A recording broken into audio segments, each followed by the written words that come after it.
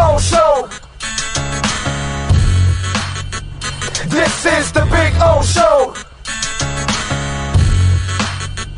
This is the Big O Show.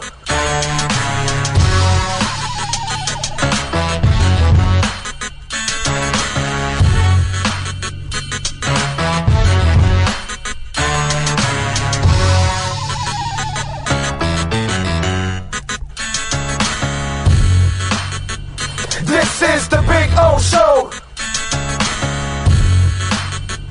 This is the Big O Show.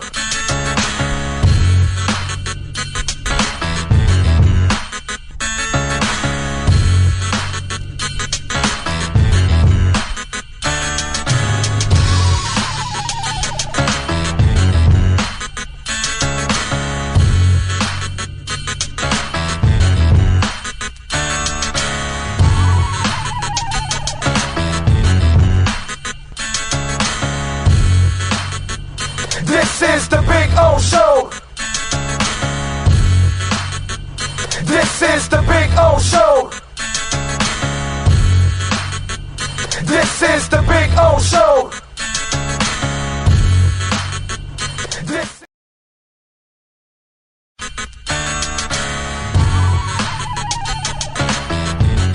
So here we are. I wanted to show you the backyard again because we had some trouble last time, but you know, cuttersedgepro.com does some amazing stuff, and they're the boys and the girl. They're having fun. There we go. Right, Maiden? Right, Bono? There we go. They're having fun. I'm having fun. Look at our Sylvester palm.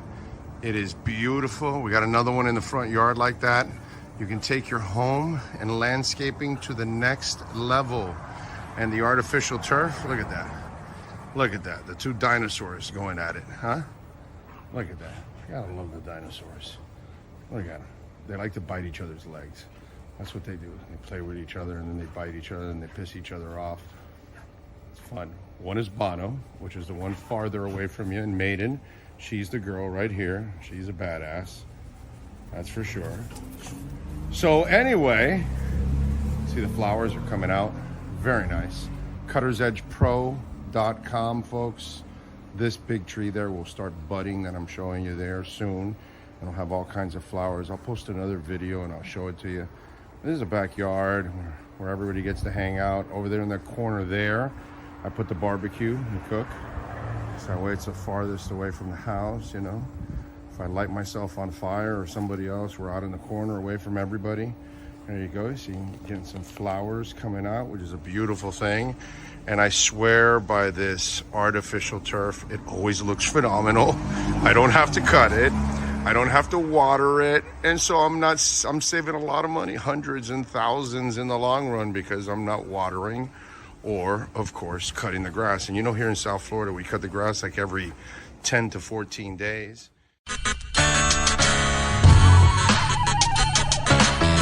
There's no need to drive around South Florida wasting valuable time looking for a new or certified pre-owned Acura. Go to the #1 volume sales dealership in the Southeast United States. Craig Zinn's Acura of Pembroke Pines. Purchase with pace and space in a dealership tailored to your needs. From home buying to providing that personal touch. Contact the 2020 Satisfaction Award winner Craig Zinn's Acura of Pembroke Pines. 888-776-5123. That's 888-776-5123. Or visit them at 15601 Pines Boulevard in Pembroke Pines. With more than 62 years of litigation experience handling insurance disputes, Welton Rayom is committed to resolving even the toughest insurance claims quickly. At Welton Rayom, they don't get paid unless you win. They handle complex personal injury claims caused by the fault of another in both state and federal courts. They handle auto, trucking, motorcycle, slip and fall, and bicycle accidents. Call 954-966-4646. That's 954-966-4646. Welton Rayom can help.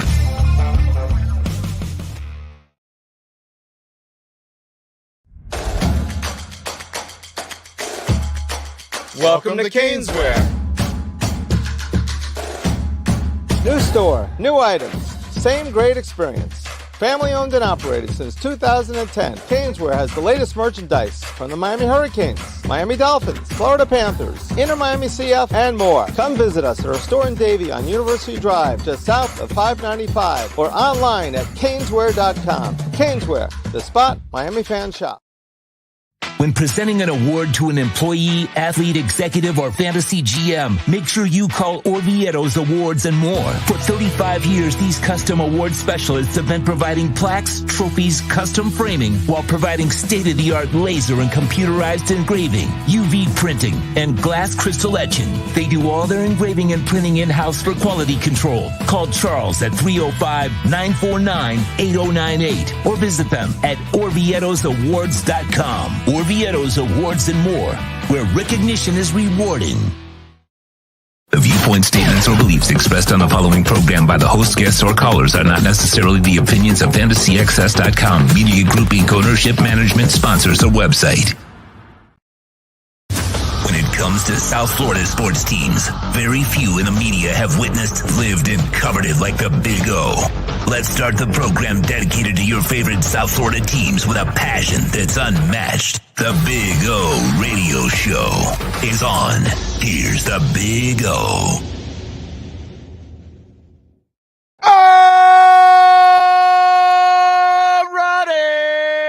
Ready to rock and roll. Yes, sir. And ready to shock everybody here in the poker room at Hialeah Park. Yes, sir. Alarmo's ready. Everybody's ready. Sean Stanley's ready.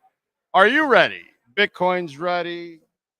It's making a move right now, actually. It's been bouncing back, which is a beautiful thing. I love when I see it bounce back like that, like so strong. What's it at right now? It's moving to 62,000. I love it. There we go. There we go. It was at 60,791 at 1 p.m. And now it's moved up to 62,000. So there you go. Bitcoin making a move. We love that. We love that. The market is green. Lots of your altcoins are doing well. There you go. There you go. There you go. Anyway, so life is good. Lots of things to talk about today. A couple people to talk to. Matt Verderam, by the way, is going to join us at 4:30. So we'll be joined by Matt, and he's at the Combine. We'll have David Furones tomorrow. He'll join us, and so will Manny Navarro and some other stuff I think we may be setting up. So working on all kinds of stuff. How are you doing, Mr. Sean Stanley? You hanging in there or what? How's it going? You doing right? You doing good? Okay. All right. I like to see that. Let's see. Let's check out the chat crew. Remember to smash the hell out of the like button. Don't forget to watch time is what really matters. Thank you. Remember, you can always make a donation through Cash App or Venmo at Cash Big O Show. That is Cash Big O Show. You can always make a Bitcoin donation. By the way, Rob Abner made a donation yesterday on Venmo post-show. And I want to thanked him personally, sending him a note, but he sent me a really nice note. Check this out. Thanks for all the crypto info, Big O. I got in on Crypto Train mid-October. Imagine how he's doing mid-October. Okay, we're at the end of February. I'm up crazy amounts from Rob, your FedEx Express driver who delivers your FedEx documents every week. God bless you and your family. There you go. And then he made a donation.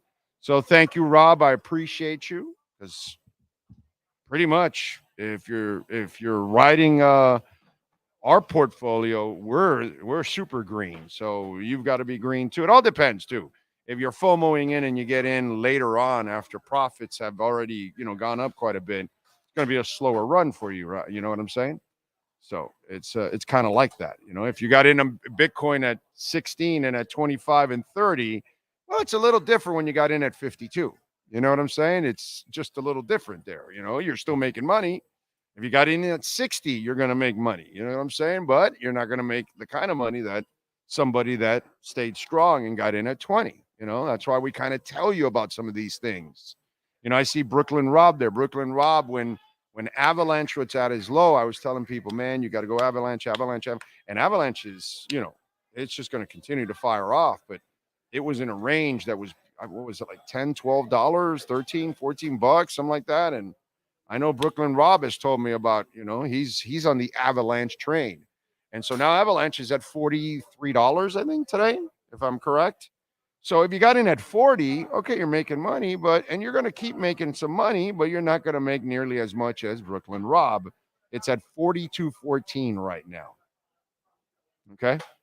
And it was in October when the other gentleman was talking about, it was at 10.56, 11, 9.62, $8, 8.64, 8.91.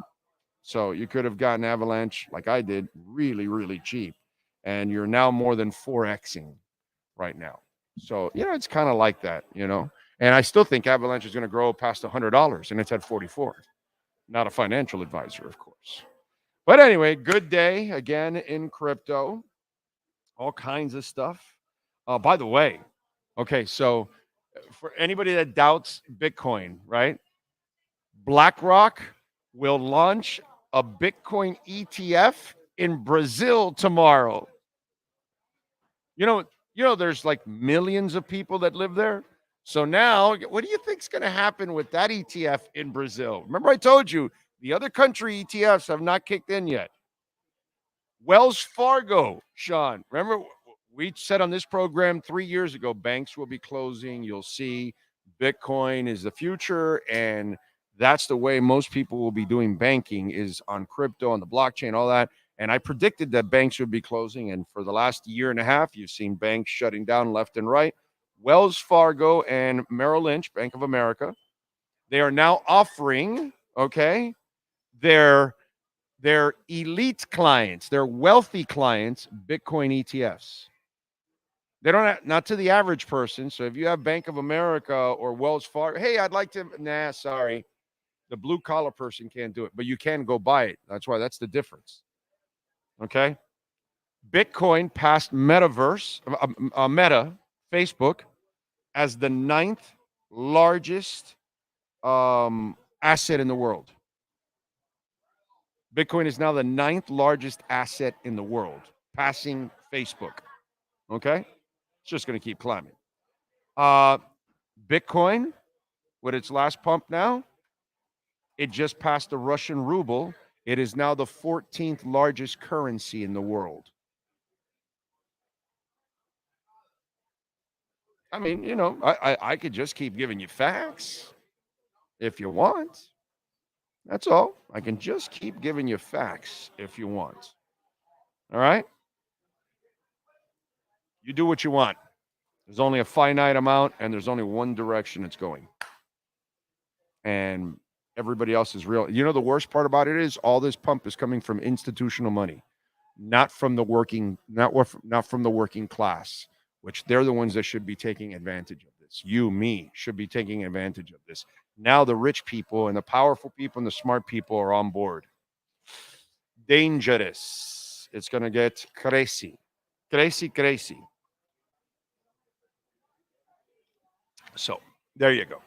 That's a little crypto corner for you, and give you a nice little bunch in a box, and you got a lot of info there. Enjoy. Let's do a little roll call. Jay Gelfin is in the house. Can't wait to go see Black Country Communion, man. That's going to be a jam, Jay. Randy Gonzalez is in the house. Crypto Fins is in the house. Yes, Crypto Fins. The foot is getting better. Is my I'm starting my 4th week now, right? We're the 2nd day into the 4th week. Well, 3rd day actually. 3rd day into the 4th week. So I've got another 10 days. I'll have a MRI, X-ray, and if everything is healing, I get to drive. So it starts to you got to fight the adversity, baby. That's all it is. It's really slowed me down. There's a lot of things falling behind, and I can't do anything right now because I can't really move. I can't go see people. I can't go. It's just a pain in the ass to tell my wife to drive me around everywhere. It's brutal.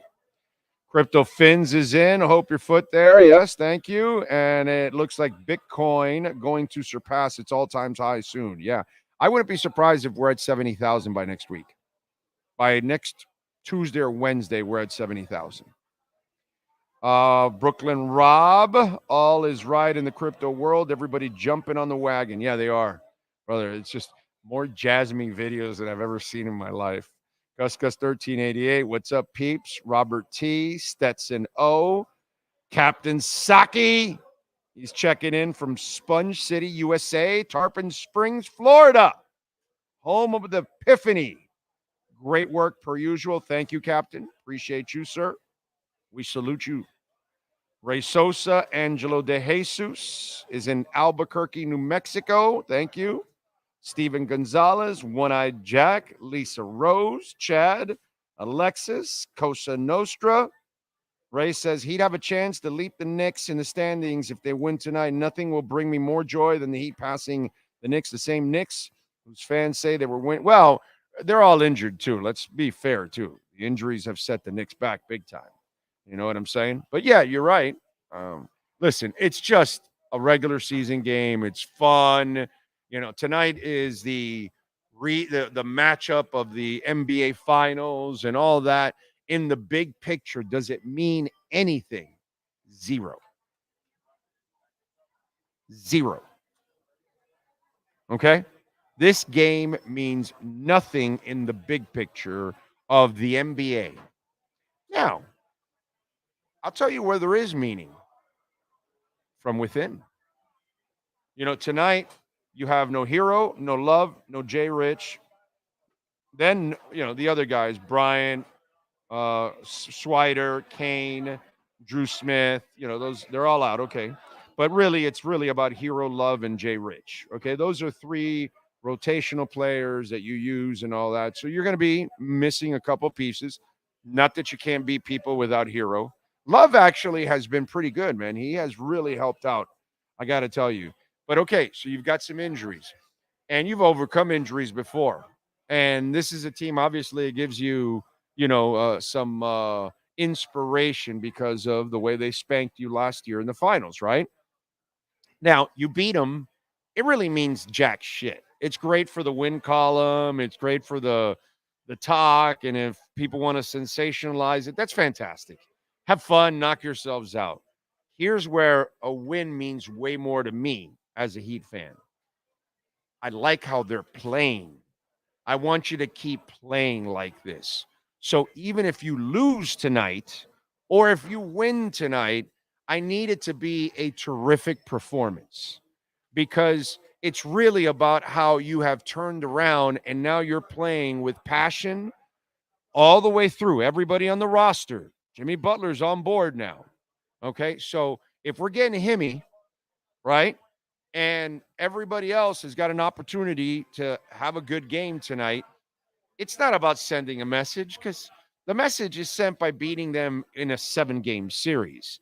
Anybody can win one game. Remember, the year you went 31-10 with scrubs, you beat Golden State, who was the hottest team in the NBA at that time. It means nothing for the NBA picture. It doesn't mean that you can beat them in the NBA Finals or nothing like that. But what you don't want is after you've played so well the last, few games here, ending the break and now starting it because there's a different emotion behind this game now with the Heat because your best player woke up and wants to play. So when Himmy comes to play, there's a domino effect, right? Because when the best player on any team is busting their asses, it sends a message to everybody else on the team. I got to play as hard as that guy or even harder than him because I'm less important than him. And if I'm less important than him, I need to do more to help him because he's carrying us. So I got to do more. So there's a domino effect. There's something there's a what's it called? A symbiotic connection in the entire thing. And that's why I need a great performance tonight. Would I love it to be a win? Yeah, sure. Am I going to go crazy and tell you tomorrow, oh, the Heat is ready for Denver the next time? That's stupid shit. That's crap that's for weak-ass talk show hosts on podcast or radio or something like that so they can play off the fans' emotions and stuff like that. Forget that. It's, hey, Heat, let's keep playing great basketball. Let's keep playing great team basketball. Let's keep moving the ball. Let's keep having a high assist rate. Let's take care of the basketball. Let's keep playing some defense. Let's keep playing with emotion, because that's what's going to carry you long term. That's the big picture that I'm looking at. I just want another great effort tonight. Okay? The win or the loss doesn't mean anything to me, right? Because they did a lot of losing last year, right? They were, what was it, eighth seed last year going into the plan? Were they a seventh or eighth seed? They were the seventh seed. Okay, so they were the 7th seed, whatever, 7, 8, same crap. So you did a lot of losing to be the 7th seed. And then they got to the finals. So it doesn't mean shit. But what does mean something is that your effort is continual right now. And that's what I want to see. I want to see Jaquez getting back more into a groove like he has been lately, because the injury kind of set him back, right? Now he's getting much more in a groove. I love the guards now. This gives Rozier and Wright an opportunity to continue to run the offense and find their space and what they belong in and those kind of things, and rhythm. I think it's important. Caleb Martin, I think it's important to watch him play. Good opportunity for Bam to do his thing. Jimmy will lead, and then everybody else will feed off of it.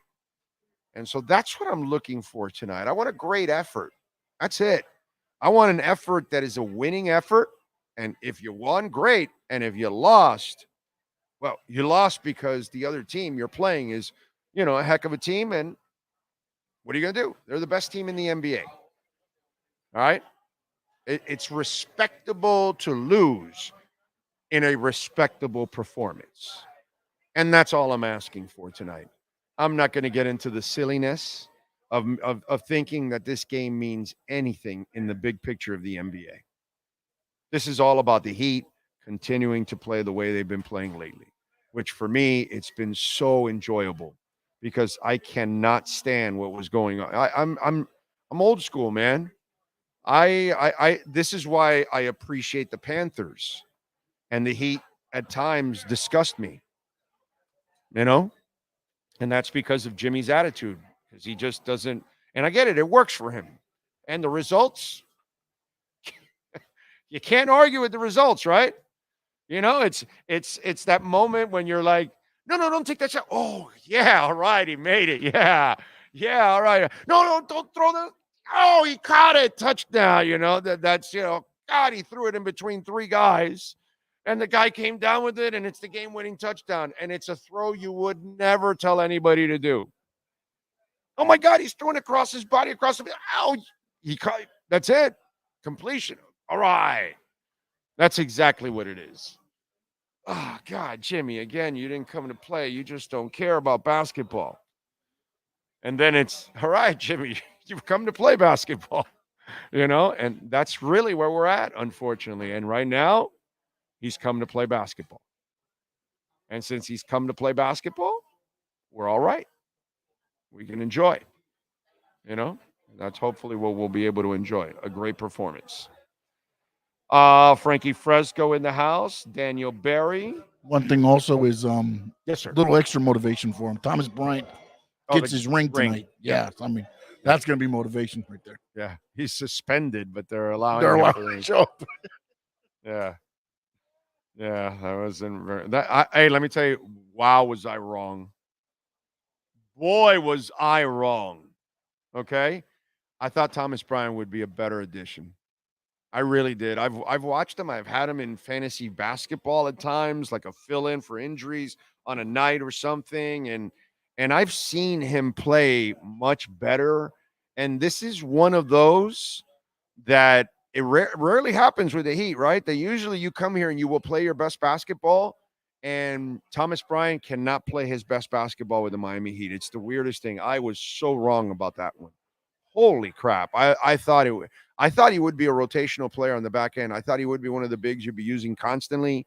and that he could help a little bit on defense, rebounding, and then he's decent, as a garbage player, mid-range shooter, that kind of stuff. I've seen him do it, but I don't know what it is, dude, but it's weird. It's not happening, unfortunately. Giovanni says, hello, friends. Been traveling, missing the last few live shows. Been listening to the shows online recorded. Miss you. Thank you, Giovanni. I appreciate you immensely. Ray Gonzalez, Ray Varnikas, Brian Walters, Raul Porrata, The Show, Ryan AP. Thank you, Ryan. Everything's going well. You're dealing with a shoulder impingement. Ooh. Damn, bro. Hang in there, man. Dude 67, Ray Grullon. Tua haters saying he does not deserve a big extension. Meanwhile, you have Goldilocks Herbert got one doing nada, but that's okay. Well, it's kind of the way it is. The haters need to be proven right because they are following it. That's just kind of the way it goes nowadays. Jason G, thank you, sir, for the kind words. Think Blue Dodgers, Luis Benito, Brian Landis. Let's see. That's why everyone listens to since 2013. I've been listening. Always keeps it real. 100 best in town. Thank you, sir. Very kind, Randy. Troy Francis. Cam's in the combine. Let's see. Karen Joseph. Alex Palenzuela, Brian Adams, March 6th. Good for you, Alex. Good for you. He still sounds phenomenal, man. I took my wife to go see him a few months back, and he was awesome. Randy says, I got Avalanche at $14, and I've been DCAing into it. Thank you. I appreciate it. And Avalanche, I think, will go to $100 in this bull run. I really do. Avalanche is going to be a monster, bro. It's a great company. It's got so many great partnerships. Let's see. I'm the Kendall Lamb of crypto. I figured it out. Rule buy the dip. LOL. Yes. Hashtag BTFD. Buy the dip. Okay. BTFD. Let's see. Brooklyn Rob on Avalanche at $18. There you go. So you've more than doubled. Edward Thurston Howe, happy Bitcoin, got Bitcoin and Ethereum, money growing. There you go. And Ethereum's moving now a lot, huh? I was telling you guys the last couple of months, hey, man, start loading up in Ethereum. It's going to start moving. We're going to get the ETFs, and it's going to blow up. Thank you, Randy. Let's see. Emilio, dímelo, un abrazo. Thank you, sir. J-Town, hola, amigos. Big O, we need a middle linebacker. You have some Zach Thomas in you. Baker may be gone. Baker is gone, unfortunately, but Baker is gone. Big O, glad you feel better. I'm still dealing with the pain from my Achilles and still have another 6 months according to my doctor. Wow, hang in there, fireman. That's rough, dude. Who will Chris Grier rip off next? Yeah, we got to address the Chris Grier press conference, something that, it's convenient how people in the media overlook it and stuff. We'll get into it. Rosendo says, good afternoon, Big O Nation. Let this day filled with possibilities. Be aware of the opportunities around you. Don't just go through the day. Live the day with your eyes and your mind open. Amen to that. Brett Dodger.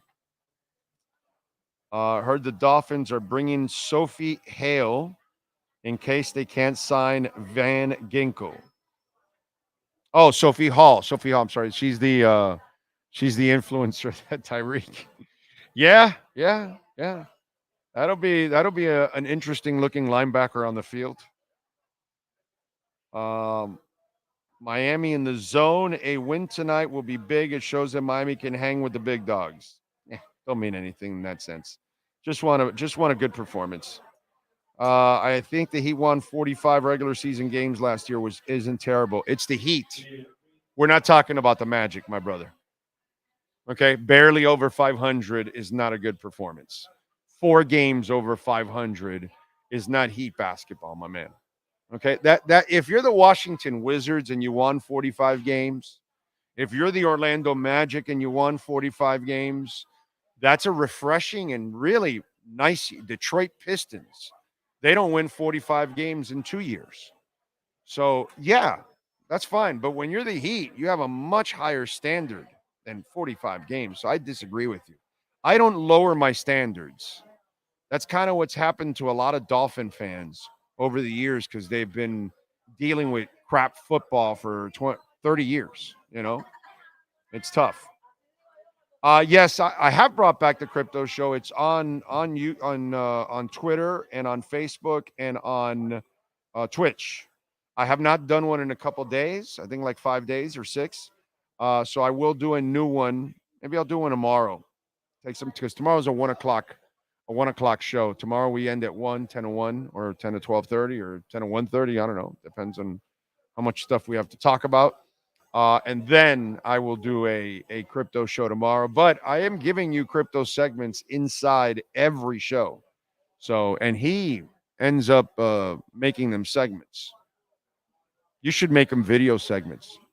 And if people give us the views, then we will bring it on to YouTube. Thank you, Fireman. Walter Olivares. Thank you, sir. Beer Noob, thank you for the love on this super chat. Thank you. Jermaine, Brett Dodger, Troy Francis, Javier Hernandez is in Ocala. Randy Gonzalez, Litecoin, trash. Get Bitcoin instead. Don't ignore Bitcoin. Yes, I would never be a Litecoin guy. I don't believe in Litecoin. God, I'd rather have Neutron than Litecoin. You've already made way more money on where I gave you Neutron initially, and right now it's still at a dip. That it's a really good dip for anybody that wants to get into it. I'd rather have Neutron than that any day of the week. Hells to the yeah. I'd rather get all my Litecoin money and put it still into Star Atlas right now. I'm telling you, when Star Atlas gets listed on Coinbase and Crow and Binance it's just going to explode. Okay? And that's one that I'd rather take a chance on than Litecoin. I'm with you there, Randy. You know your stuff. I'm just not a Litecoin guy, not a financial advisor, but I think there's 100 other coins I'd rather have at this point than Litecoin. So what can I tell you? Let's see. Let's tell you a little bit about Welt and Rayom. We love talking about Welt and Rayom. 954-966-4646. Bankruptcy, homeowner property damage, condo damage, criminal defense, business owner claims, commercial litigation, personal injury. Call my man Jeff Welt. 954-966-4646. This is one hell of a combination. Daniel Rayom, he's a stunt pilot. He literally has a stunt plane. Okay? Part of me losing weight, besides my health, and I'm kind of pissed already about not being in shape, and I'm going to get in really great shape now. I had to get under right around the 250 range, which I'm pretty close to it already, actually. But I'm going to go down to like 210, 220, something like that, 215, somewhere like that. But in order for me to fly on the plane, when I was in the 270s, I could not fly on that plane. All right. And so he's going to take me on it. We're going to end up filming it. Okay. My wife will film it from the ground and probably be praying at the same time.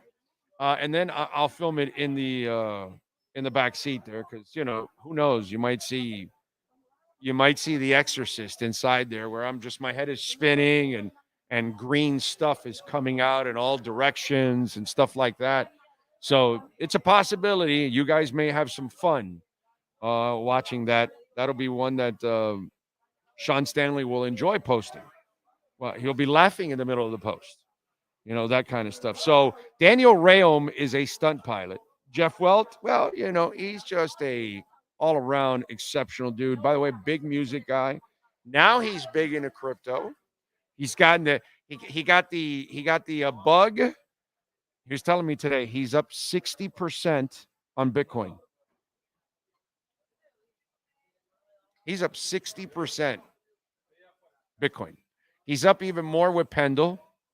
And then he's got a slew of other ones that he's invested in. He got into Ondo now.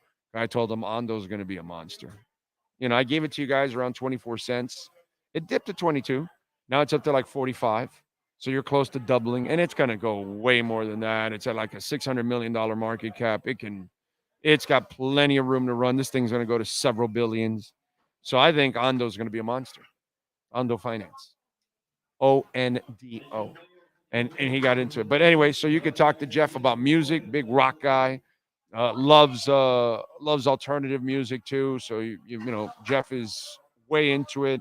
Daniel Rayom. And by the way, Jeff is a monster Dolphins fan, Marlins, Heat, Panthers. So he's a hometown guy, big sports fan. So Welton Rayom, fantastic. By the way, if you think you have a case, you're not sure, the consultation's free. Picking up the phone and asking is completely free. 954-966-4646 for the great Welt and Rayom. All right. Let's see. There you go. Frankie loves that Pendle. Let's see. Sean, I assume you saw the deaths of old school wrestlers Virgil, Butch of the Butchwhackers, and Ole Anderson, who created the original Horsemen. Would you like to I saw those, but elaborate? Butch actually passed away during WrestleMania weekend last year, during 2023. So when I saw them thing, I looked it up to make sure because I know he wasn't recent. But yeah, Virgil passed away yesterday, and I believe Ole was Monday. So 2 more of the wrestlers I grew up on passing away. Sucks. Oh man, we all get old, bro. What's your take on Litecoin? I told you I'm not a Litecoin. Just go look at it. It's been in the same trajectory for a couple of years. It doesn't really move much. It's like XRP. Like, it doesn't move much. Like, what?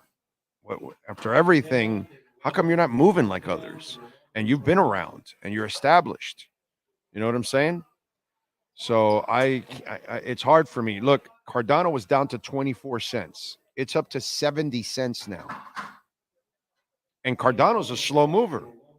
But did you buy back down to 24 and 30 cents? Well, you know what I mean? It's just, I don't see it, So, not a Litecoin guy, man. Javier Hernandez, like I said, out in Ocala. Let's see. Where can we listen to the Crypto Show? It's on Twitter at Big O Show. It's on the timeline. Just scroll down. Or Twitch, Big O Show there too. Or Facebook, Orlando Alzagari. The shows are posted there. You're just going to have to scroll and look at them. There's a couple of shows already there. I'll have another one tomorrow. We'll prepare another one, and I won't have any crypto material tomorrow on the Friday show. I'll save it all for the Crypto Show. That's what I'll do. Okay? So for you non-crypto guys, you'll be like, oh, yes. God, he's talking that crypto shit. No, I get it. You don't want to make any money. It's all good. It's all good. I mean, everybody's you don't see any complaints. There's no, and I'm not a financial advisor by any stretch. There's no complaints, dude. Everything I've invested on, I'm green. So there's no complaints. Everybody's just thanking me actually for, the way things have gone. Luck has been on our side, and we have killed it, as the youngins would like to say. 82nd Airborne, let's go in the house. All right, Miami Breakers. Robert T. Jeremy Dorset.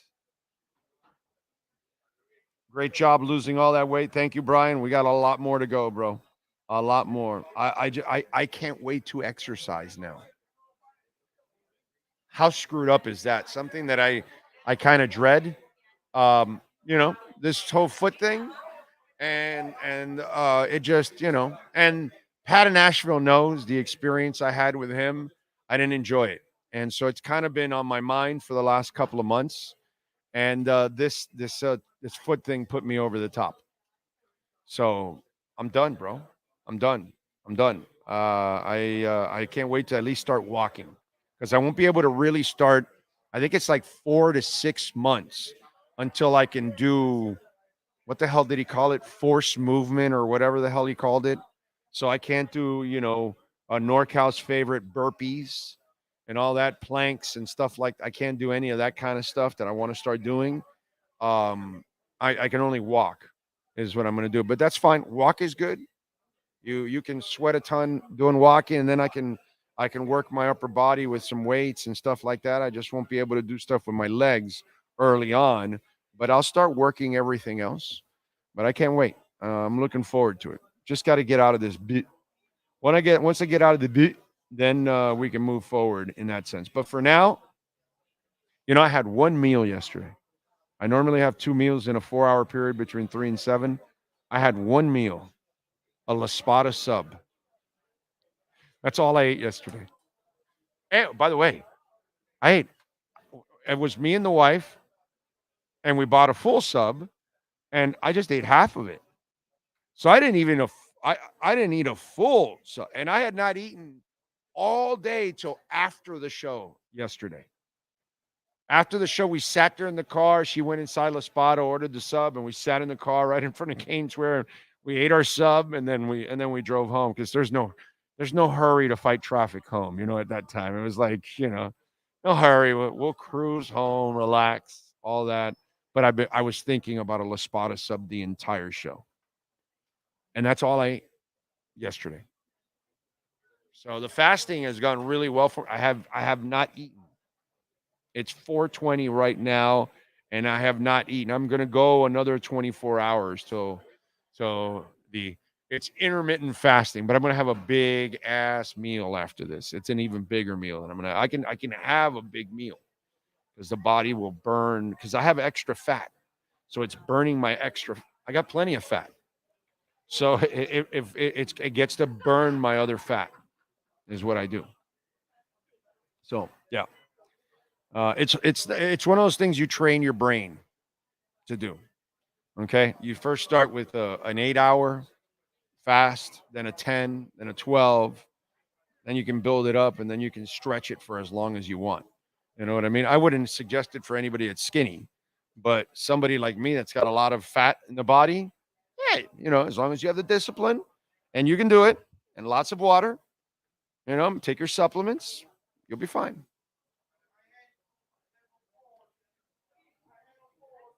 Today I'll have a bigger meal than I did yesterday. Yesterday I just wanted to kind of push it a little bit. It's fun that way. Let's see. Jasmy and Atlas. Look at Pipe Man Slim. He's on my long shots. And my long shots are hitting, bro.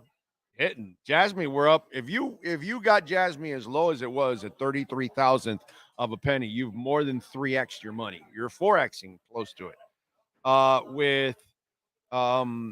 With Atlas, it went down as far as 13,000th of a penny, and I believe we're at 70,000th of a penny, 69 or something like that. Let me see where we're at with Star Atlas. Atlas is at 68,000th of a penny. So if you got it as low as 13, you're 4 or 5 timing easily your money. You know what I'm saying? Or if you got it at 30, you've doubled it. 34, you've doubled it. So, it all depends. And it's not like something new. I've been talking about Star Atlas for, about 2 years now? Easily 2 years. Maybe closer to 3, actually, because I got it first on OK Coin. That's where I first got my Star Atlas, on OK Coin. And everybody remembers, and OK Coin was a sponsor of our program the first year. So, yeah. And then we've been talking about Jasmy for close to 2 years, about a year and a half, I would say, maybe a year and 9 months or something like that. Not like all these idiots now that they're all on board now. Yeah, after it made a run. Yeah, that's all right. That's all right. We're usually ahead of the curve. That's kind of what we like to do. Ocala Joe says, Buenas tardes, Orlando. Thank you for the advice yesterday. I'm in the process of learning from Crypto Casey and others. Got my Tangent wallet already. You're awesome. There you go. There you go, my friend. Excellent. Good luck to you. What do you think of Kansas City being the second lowest rated team in the survey? Who cares? They won the Super Bowl. That's how much a survey, the facilities and other stuff does not matter. I have it here as a talking point. So you know what, Frankie, you started it off. I might as well. Let's talk a little bit about that because the Dolphins got the number one ranking, and then what did I tell you yesterday? In the end, it's what? It's about winning. Still got to win. You know what I mean? The facilities can be crap. I'll give you an example. Okay? I'll give you an example. So, Sean Stanley, grab that mic there. All right. I tell you now, Sean Stanley. Okay? I'm going to say, hey, Sean, brother, I'm going to get you a seat, a sweet seat at Hard Rock Stadium so you can watch last year's Canes. Hey, Sean, I'm going to take you back to 1991, and I'm going to give you an end zone seat in the Orange Bowl so you can watch the Orange Bowl and watch the Canes. And, you might get blocky. It might take you a couple hours to get out. The water that hits you from above, you're not sure if it's water or urine from bathrooms above. All the creature comforts that you don't have at Hard Rock Stadium, but you have at the Orange Bowl. So what team are you going to go watch? Yeah, exactly. Yeah. Thinking about it. Really? Really? Really? Really? We're all going to 1991. We're all dealing with the Orange Bowl. We're all dealing with Blocky and Pepe and Jose and everything else that goes on. The damn line. You're dealing with the damn lines to go to the 8 bathrooms in the entire stadium. With 2 urinals in them. Yes, with 2 urinals in them. Exactly. Okay? And by the way, the third urinal is kind of broken because there's a drunk woman actually taking a dump in it. Okay? All right. And you're going to the Orange Bowl in 1991. Okay? In 90 and 87 and 89. You know why? Because I'd rather put up with that crap than watch my team lose to Georgia Tech or FIU or whatever. Or whatever. Middle Tennessee State. Yeah, Middle Tennessee State. Whatever buffoonery has gone on at Hard Rock Stadium the last 15 years. And by the way, you get to park really nice. You get to go to a nice stadium with wide open bathrooms that are clean, and there's bridges and there's tunnels and there's all kinds of stuff to make it safe for you. I mean, Tom Garfinkel has designed he got chicken salad. He got chicken and made a chicken salad. If we go back to the original Joe Robbie Stadium and the way it is and the ingress and egress of it and everything, now we go to where we're at now. Oh my God, it's night and day. So where are you going? Something tells me you're going to put up with the Orange Bowl. You're going to put up with all the crap of the Orange Bowl because you know why? The product is the best. Damn car got blocked in. Damn car got blocked in. All right, give me another beer. Let's roll another joint. We'll sit down and relax and whatever. It is. Did you see that game? Gino Toretta threw for 400 yards. Lamar Thomas grabbed 2 touchdowns. Did you watch it, bro? Melvin Bratton ran for 150 yards. You don't give a shit. You don't care. You don't care you're sweaty and uncomfortable. You don't care that you had to make lines. You don't care that you had to deal with puddles inside a stadium indoor. You don't care because you were winning, dude. So when I see this article and their facilities are behind and they're 20 years old and they got to improve them and this and that. And do you know what we all talk about? Man, I'm dying to go to Arrowhead because it's a classic stadium, because it's one of the old stadiums left, because I want to smell the barbecue on the outside, because I like the fact that it's a sea of red and they're completely behind their team. And you don't talk about the facility. You talk about what? You talk about the culture, because that's what the Hunt family has. The culture from all the way in the AFL days, all the way through. Did they win all the time? No, but they were always a pretty solid organization. And now they're an elite organization. Okay, so they don't provide, extra urinals. Okay, sorry, you don't have a bidet in the players' dorms or whatever. Whatever, bro. You don't have a slide. Yeah, exactly. Yeah, that's what happens to our season. It slides at the end. Apropos, we have a slide in our building. It goes with the end of every season we have. So, in the end, Frankie Fresco is 1,000% right. The facilities matter to the players, maybe, but it's not going to stop you from performing because they're paying you your salary, dude. And you're playing with Pat Mahomes, and you're playing with Chris Jones. So if you're the other defensive lineman, you're grateful. That's like Lorenzo Bromell, Trace Armstrong, Kenny Mixon. Am I missing? He actually turned out to be better than the Adewale Agunleye, right? Adewale Agunleye. All those people had to kiss the ground they walked on because they were playing opposite of Jason Taylor. So are you worried that you were practicing on an old field or whatever? Bro, I get to play with Jason Taylor and Zach Thomas and Tim Bowens and Surtain and Madison. Every other defensive player should be kissing the ground they walk on. Same thing here. Oh, shit, I get to play with – I'm playing opposite of Travis Kelce. Awesome. That is fantastic. As a receiver, that's great. Double team for him, maybe single coverage for me. I'm loving life. That's what Blue and Rasheed and everybody else on that damn team and Scantling and everybody else should be saying. So in the end, the facilities are nice.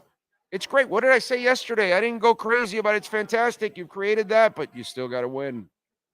You still got to win. So, Kansas City can stand there. Oh, yeah, we're really embarrassed. This, that. Okay, yeah, okay. Why don't you go watch our trophy case? You have a slide. We have Lombardies.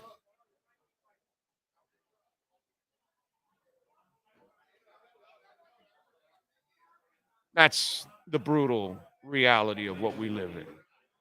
So it's nice, but it doesn't mean shit to me, dude. I'm not the one on the slide. I'm not the one getting a frappuccino after practice. I'm not the one getting a haircut before I go home that I finished practice and now I'm going to get a massage and then I'm going to get a haircut and now I'm going home. It's like, okay, bro, that's fantastic that you were in the lounge. Win me some playoff games. It's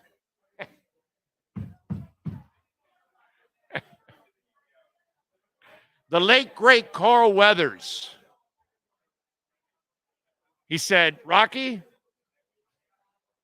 you got all the facilities. You got women kissing you while you're riding a bike, this, that. No.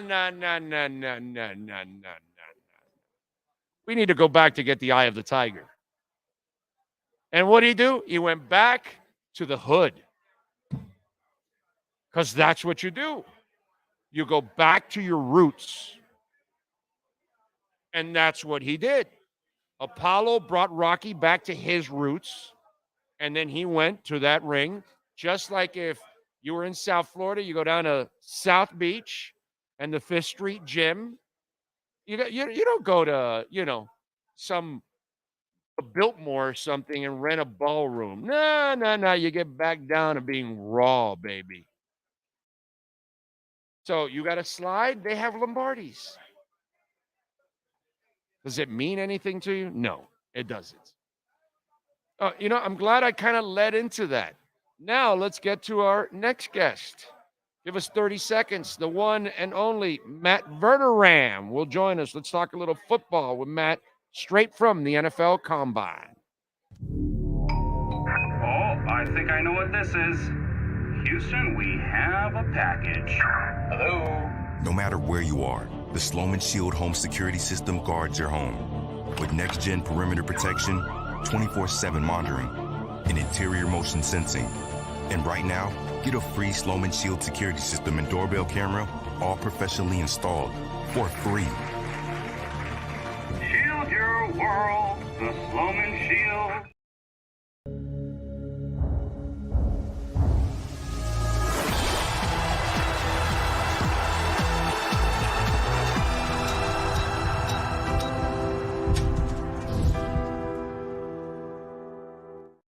The viewpoint, statements, or beliefs expressed on the following program by the host, guests, or callers are not necessarily the opinions of FantasyAccess.com, Media Group Inc. ownership, management, sponsors, or website. When it comes to South Florida sports teams, very few in the media have witnessed, lived, and covered it like the Big O. Let's start the program dedicated to your favorite South Florida teams with a passion that's unmatched. The Big O Radio Show is on. Here's the Big O. All right. How you doing, baby? How's Indianapolis? How's the shrimp cocktail? I'm going to get the shrimp cocktail tonight. It's been good. It's been Nice. my body is paying a steep price for this trip, but we're getting it done. It kind of goes with the territory. It The, really does, the yeah. nights are long, and that's just kind of the way it goes. To open up, I'm going to stay consistent as a mofo because, yesterday I reacted to the Dolphins getting an A and all that bullshit and all that stuff. And I said, hey, man, it's fantastic. You created a nice little creature comfort culture for the players. Right. But in the end, you got to win. Winning is what really is all. And so I turned to my partner in crime here, Sean Stanley, the executive producer of this show. And I said, Sean, buddy, I'm going to give you a sweet seat. You're going to be sitting in a suite at Hard Rock Stadium. I'm going to give you a chance to, check out the Hurricanes last year, to watch them. Now I'm also going to give you a seat in the end zone. Okay? First level. I'm not going to put you in the second level. I'm going to put you in the first level, right under the second level of the Orange Bowl in 1991. Where, when water falls on you there, Matt, you're not sure it's water or urine. When you go to the bathrooms, well, there could be a woman actually taking a dump in one of your urinals. You have to make a line to get a beer. Be ready to make a line of about 400 people. You need to take the elevator. It's going to take 5 minutes to go up. So let me ask you, Joe fan, where do you want to be? Do you want to watch the 91 Canes in a place where you could get blocked because you parked in Pepe or Juan's yard and they tell you no blocky, but too many cars came and they paid and you got blocky. So now after the game, you got another 2 hours to wait. But you got to see Melvin Bratton and Jerome Brown and Vinny Testaverde and what titles. So what you want to see the Canes lose to Georgia Tech and Middle Tennessee State and struggle and lose to FIU in the creature comforts, or do you want to be in a situation where, damn, it's ugly? And then here's what I said to everybody also. I said, by the way, we all want to go to Kansas City. Do any of us say we want to go to Kansas City because the stadium's comfortable? No, actually we don't. We actually say because it's one of the true classic stadiums left. They have the culture. They have the barbecue outside. They win, and if you appreciate the NFL, I get it, inside your division you want to hate everybody, but outside of your division you still have to admire people that do things the right way on the field. And so, boom, there you go. You got that.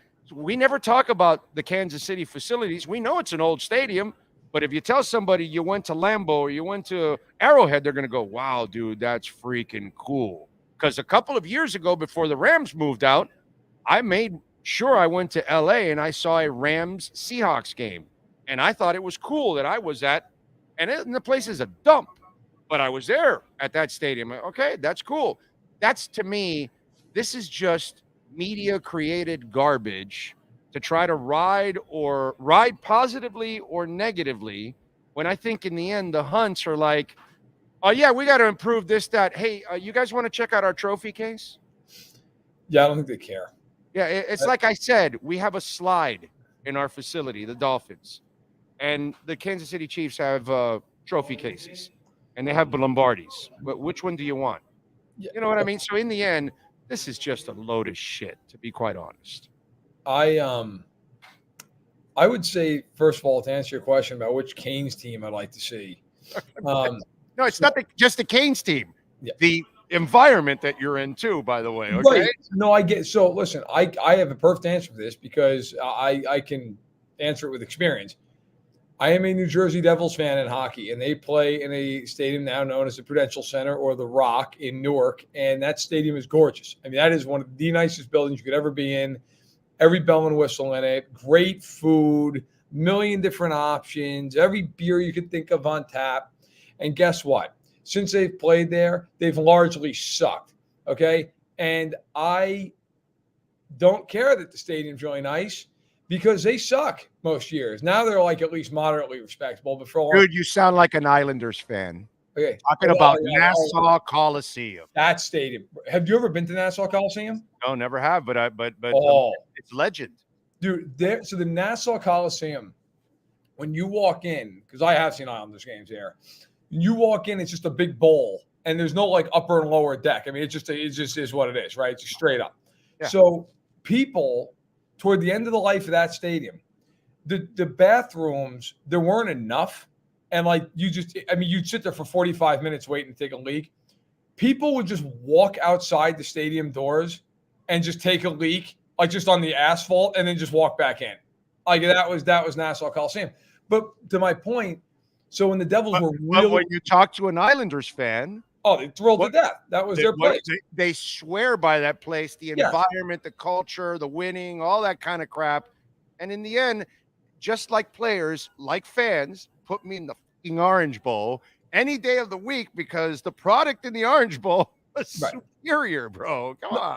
And look, my whole point about the Devils was like when I was a kid, they played in the Meadowlands in Continental Airlines Arena. That place smelled like urine. And the best food you were getting was like a 2-day-old pretzel and maybe like a Carvel ice cream cone, if you were lucky. And half the time they were out of ice cream. That place was atrocious. And yet I have nothing but fond memories of it because all they did was win Stanley Cups. Like every time I went there, they won. So I'm with you 100%, man. That place, I mean, you want to talk about having no frills? That thing was a bunker. But like, didn't matter. They were winning. It was great. It was loud. It was fun. So I'm with you 100%, man. I think, like, look, the players certainly want to be out. I also think some of this stuff, though, too, like some of the complaints in there, you look at it and you're like, some of those are valid. Okay, fine. Some of them also are like, well, you know, we don't get free daycare. And it's like, well, I don't get free daycare. Like, how many people? I mean, and also, like, let's be real, man. Can you not afford it? I mean, what do we do? Now, look, the Chargers could give daycare. I'm not defending the Chargers, but like that's the big issue. Like, I mean, it's just like that seems like a minor thing that is now being like, oh, the Chargers are a terrible franchise. There's a lot of things to poke fun at the Chargers for. You want this Chargers, or do you want me to put you Jack Murphy with Air Coryell? Right. Let's go, Charger fan. Do you want to be in this beautiful stadium with that product? Or do you want Air Coryell and Chuck Muncy and John Jefferson and Joyner and Kellen Winslow and Dan Fouts? And do you want to watch that instead? And at Jack Murphy, by the way, go ahead. Old ass stadium, cookie cutter stadium that was all over the country. The same kind of stadium that everybody built in Pittsburgh and Cincinnati and all those kind of places. There you go. Would you want that? Every Charger fan will say, screw. Where's it? Not Burbank. They're in Inglewood. Screw Inglewood.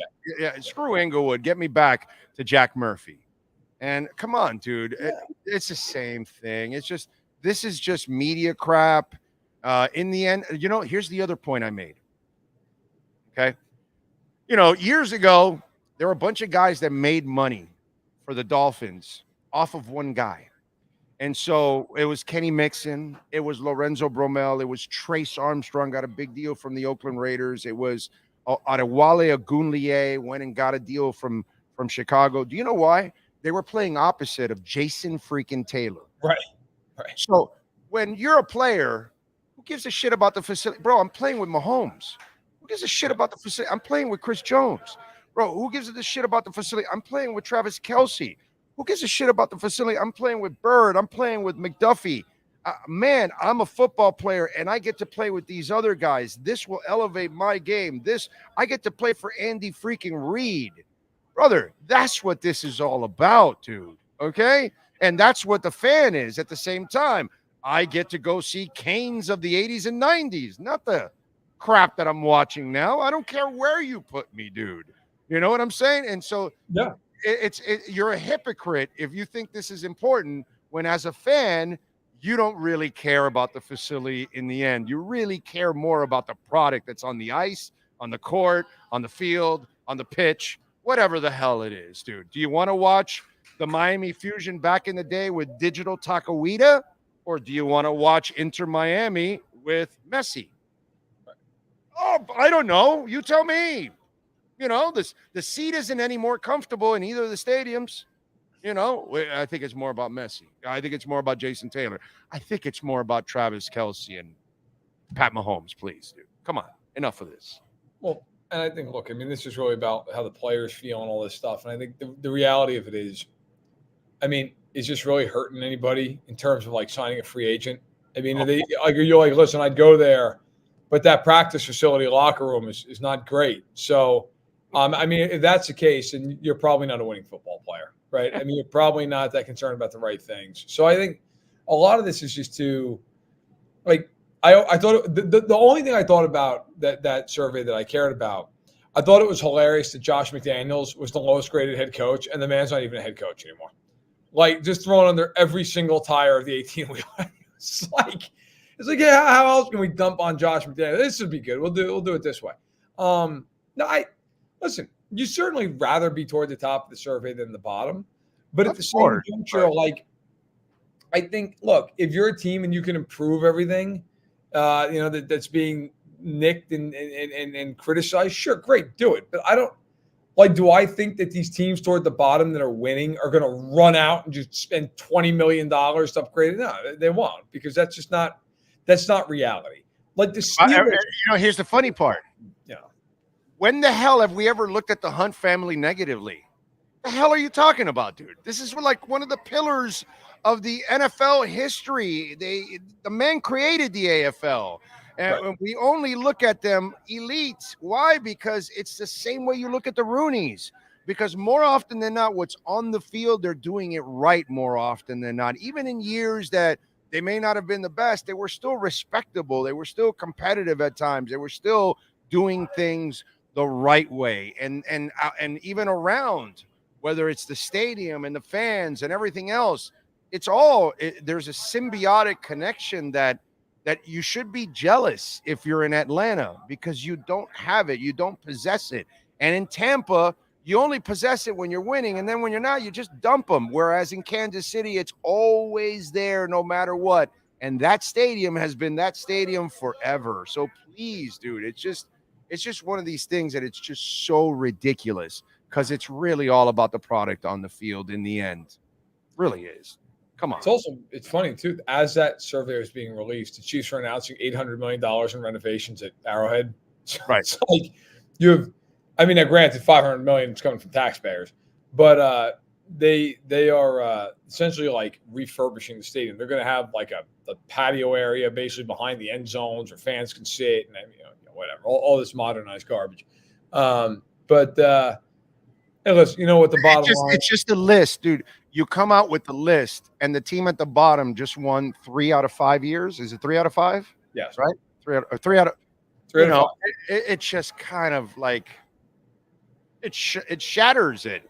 You know what I'm saying? It just shatters it, because every player is going to say, "Oh hell yeah, I want to go to. You guys are paying me. I'm going to Kansas City. Let's go. They win," and that's all they care about, dude. So it's just ridiculous. By the way, for betting purposes, help me out. Who's going to be the number 2 QB taken?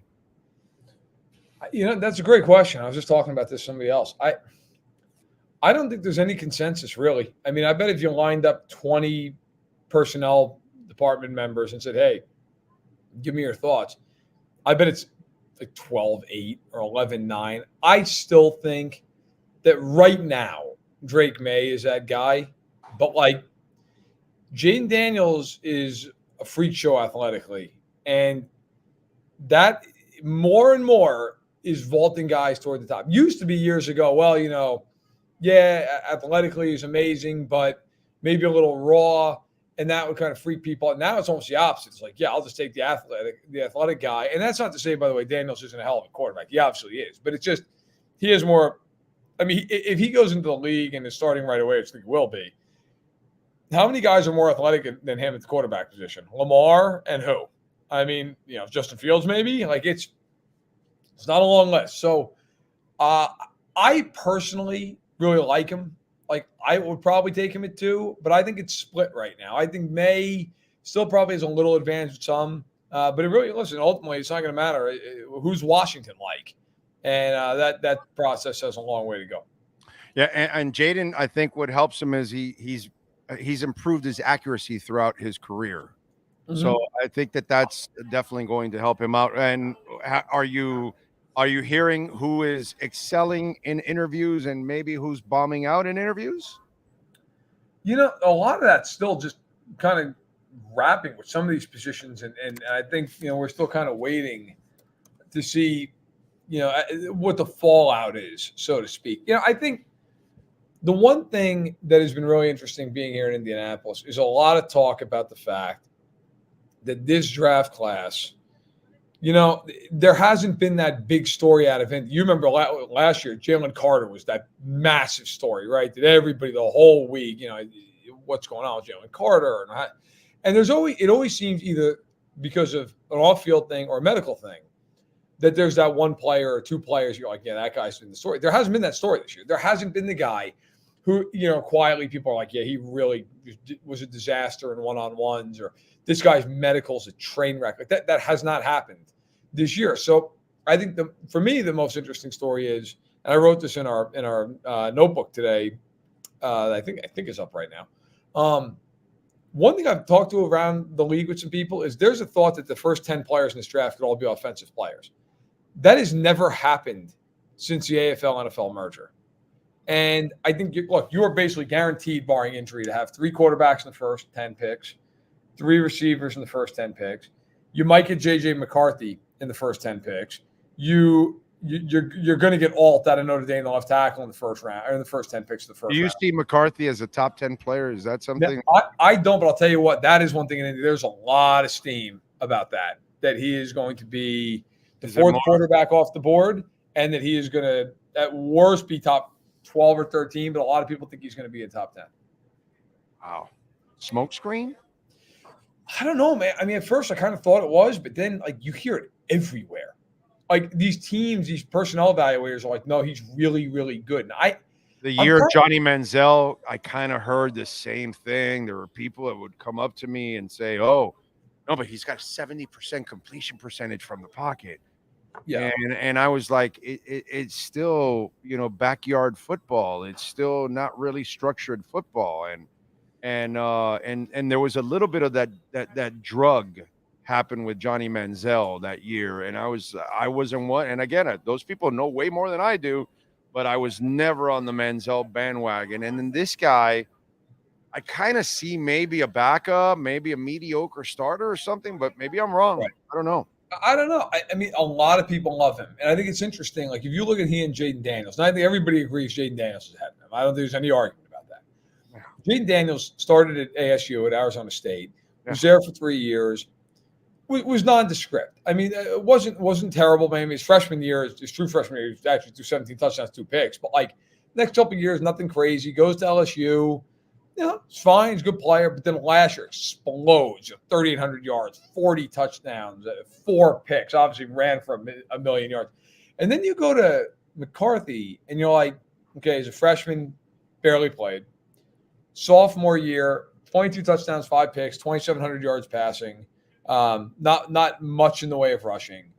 And then last year, 2,900, almost 3,000, 22 touchdowns and 4 picks. It's like, look, I'm not killing that, but are you going to spend the top 10 pick on that guy? I would have serious reservations in doing that, but talking to people around here, I think it's trending that way. I do. Now, the other question is, does Fields go to Atlanta, which is the other thing everybody thinks is going to happen? If he goes to Atlanta, then who's taking it? Like, does Denver trade up? Do the Raiders trade up? Does a team behind one of them trade up? I mean, because then you got Penix and Nick, so I think everybody's kind of off of compared to McCarthy. So it's a very interesting dichotomy. Yeah. All right. Mecole Hardman, interesting story. I don't know what's true or not, if he gave up game plans and all that kind of stuff against Kansas City and everything, even though they played really well in that game. So I either Kansas City really doesn't know how to decipher game plans or something. I don't know. But and then the whole come get me stuff. And so how do you look at this whole Mecole Hardman thing? Because, the Jets, it's hard for me to take and have any credibility there, where he doesn't have any problem in Kansas City, but yet the Jets so walk me through it. What do you know? I had an NFL player text me this morning out of nowhere and just say this whole thing with Mecole Hardman, the exact quote was just bullshit. Which, I said, okay, well, why do you feel that way? He's like, because nobody's leaking game plans in the NFL. And he's like, and by the way, he's like, the idea that he leaked the game plan of the Eagles and the Chiefs game, he's like, they played the Chiefs to the wire and they beat Philadelphia. Like, well, that was Wilson's best game of his career. I know. The best game he's ever played was that game. I think, look, the Jets right now, I got to tell you, and this is just a personal opinion, but like, you get Sauce Gardner tweeting out all kinds of stuff and deleting all kinds of stuff. And the Jets are that team right now in the NFL they're just a picture of dysfunction. Right. They are. There's just no other way. And it's and as it often is, and you know this as well as anybody, as it often is, it's from the top down. From ownership on down, like it's just dysfunction. Right. And now that Daniel Snyder's not in Washington, like they're actually seemingly starting to clean it up there. But like you look at the Jets, it's dysfunction everywhere. Yeah. Salah's had to do and redo press conferences in the past. Woody Johnson's Woody Johnson and has been forever. Like I was at Joe Douglas's presser. Salah didn't do it; he wasn't here. Like Douglas was fine, but didn't really say anything. It was very much it was a rope. You have the Salah Joe Benigno. Oh, that was interesting. Yeah, I mean, just everything. It's like the idea. Look, I'm sure Mecole Hardman was pissed at the way everything went down, but the idea that he was just selling off game plans is insane. Like I would love to see proof of that. That would be, if he did it, that's one of the great scandals of all time in the NFL. I have a very hard time. And by the way, like, what would be his motivation giving it to the Eagles? Like, what is the motivation there? Like the Chiefs, okay, like it's very bizarre. It's very, very bizarre. Yeah, I find it to be kind of horse crap, to be honest, and that's because the Jets are involved, and the Jets are not a franchise that has earned any kind of credibility whatsoever in any way, shape, or form. And so, unfortunately, I have to give Mecole Hardman the benefit of the doubt here because he's part of a great organization, and he's been there twice now. So if they brought him back a second time, they must like him. They must at least say, all right, you know what, this guy's all right for us.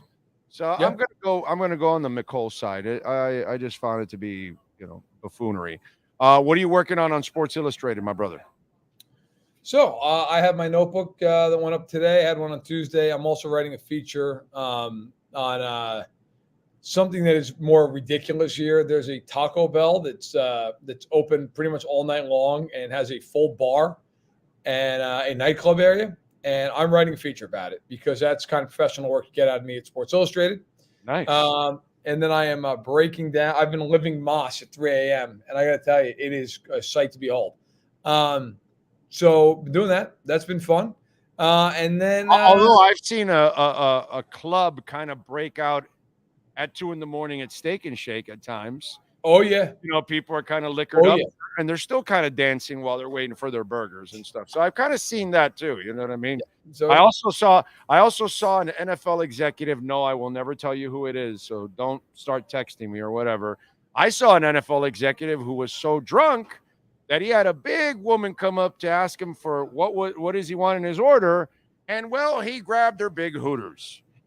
And that was about 20 years ago, and that was a really funny scene. The cops actually like talked her out of pressing charges, basically. But it was funny. It was funny. Yeah, it's not great, but yeah, it's so we got all that going on, and then just full wall-to-wall coverage for free agency coming up, man. The next couple of weeks is going to be pretty much all it is. I didn't blame them either. They were huge. Follow him on Twitter at Matt Verderam and catch his work there at Sports Illustrated. Matt, we will catch up next week, my friend. Safe travels and get back some energy. All right. Thanks, guys. Take care. Got it. There you go. Matt Verderam, baby. Follow him on Twitter and make sure you catch his work there at Sports Illustrated. All right. Jeremy says, Big O, I don't expect Jorge Mas to buy out QAM, but never say never. Buying a radio station now is absolute stupidity. Okay? In fact, I tried to explain it to them to start your own from within. That's what I was trying to do at Onside. And now they went back to radio, which is just absolutely ridiculous, but whatever. You know, you've got the brand, you've got the international brand. Take advantage, create your own silliness. And no one should buy a radio station. Radio is dead. It's barely alive, only because these companies can't find a way to unload all this crap. It's over. What is your diet? What do you eat for breakfast, lunch, and dinner? I only eat within a 4-hour window, sir, from 3 to 7 p.m. That's it. I eat 2 meals. Yesterday, I went a little crazy, only ate 1. You can eat anything pretty much. You don't have to eat much. You don't have to. Yeah, I don't go crazy and eat 4 chocolate cakes or anything. You know what I'm saying? But you can just have a good meal and fast. So if you're willing to build your mind up, then you'll be able to lose the weight. If you're fat, it's not a problem, bro. Your body needs to chew fat for energy, and you got plenty of it. Giovanni says, miss our old QB. I hit Lambeau once a year. It's been redone, but totally old school at the same time. Hard Rock is sweet. Yep, but you're still taking the Orange Bowl. The problem with the Dolphins is that they're happy just making the playoffs. No, I don't think so. I just think they haven't really found the right combination. They're not bro. They're not happy. Trust me. They want to win big time. Oh, I used to live in Northwest 7th Street, just 2 blocks from the Orange Bowl as a teenager, and never missed any games. Great time in the 70s and 80s. Ocala Joe, I am with you, brother. It was the best of times. We'll get our guest on now, who is waiting. By the way, don't forget, we got our $100 first bet right here at Hialeah Park. All you got to do is go to the Hialeah Park website and subscribe so you can start sports betting. And we're going to give you $100 to start it off. All right. Now, if you have a Hard Rock account, no. Don't use the same email or phone number you use for that. Use a different one. Okay. Your wife, your girlfriend. Well, maybe not girlfriend. Yeah, the wife you're tied to. So you can use that one, Your son. Son, you don't need this. Just use it. There you go. You know what I'm saying? So get it done and check it out. Use that QR code right there for your no regret first bet. And starting tomorrow, we're giving away an electric Mustang at the end of March. Now, the only way is you come on out here and you play our games, our slot games, which are the loosest slots in the state of Florida. That's all documented. And the more you play, the more entries you get, and you will be able to try to win that electric Mustang at the end of the month. I definitely am going to try to win it because I would love to have an electric car in the house. Speaking of electric, there he is, Steve Calabro. How you doing, baby? Did one of your breakers go out? I'm in the house. If I'm electric, you're electric. You're electric. That's what you bring every day. Electricity. That's it. The energy. Listen, the electric car is very cool. I'm just kidding about in my breaker, but I can tell you the electric car is very cool and very fast. Very fast. I think they're too fast. Yeah. I think that there's something wrong. Like they get up and go too fast. Yeah, and they're quiet. And not everybody can control them. I don't know. You have to learn. You have to get a little bit not learn. Back when I was a kid in Hialeah, the fast cars would be going. You know, they'd mess with the carb and get the louder mufflers and these were like 442 engines and 8 cylinders and just all jacked up. But you heard them coming 8 blocks away. Now these cars, brother, you don't hear a damn thing. All right, now you're getting me started. I'm going off track now. This is the ADHD where he knows he's taking advantage of my attention deficit here, right? So, a friend of mine just sent a picture. So this is what goes into my mind when you're saying about souped up cars and Dodge, the Chevy Chevelle and the Camaro, the Mustang, Z28 or whatever it had, right? Whatever numbers you want to say, right? So somebody sent me it was my son, as a matter of fact. I don't know why Trans Am Firebird? No. So I was the exact opposite as a kid. So you had the Opal? No. It may have been worse. Pinto? It may have been. Pinto?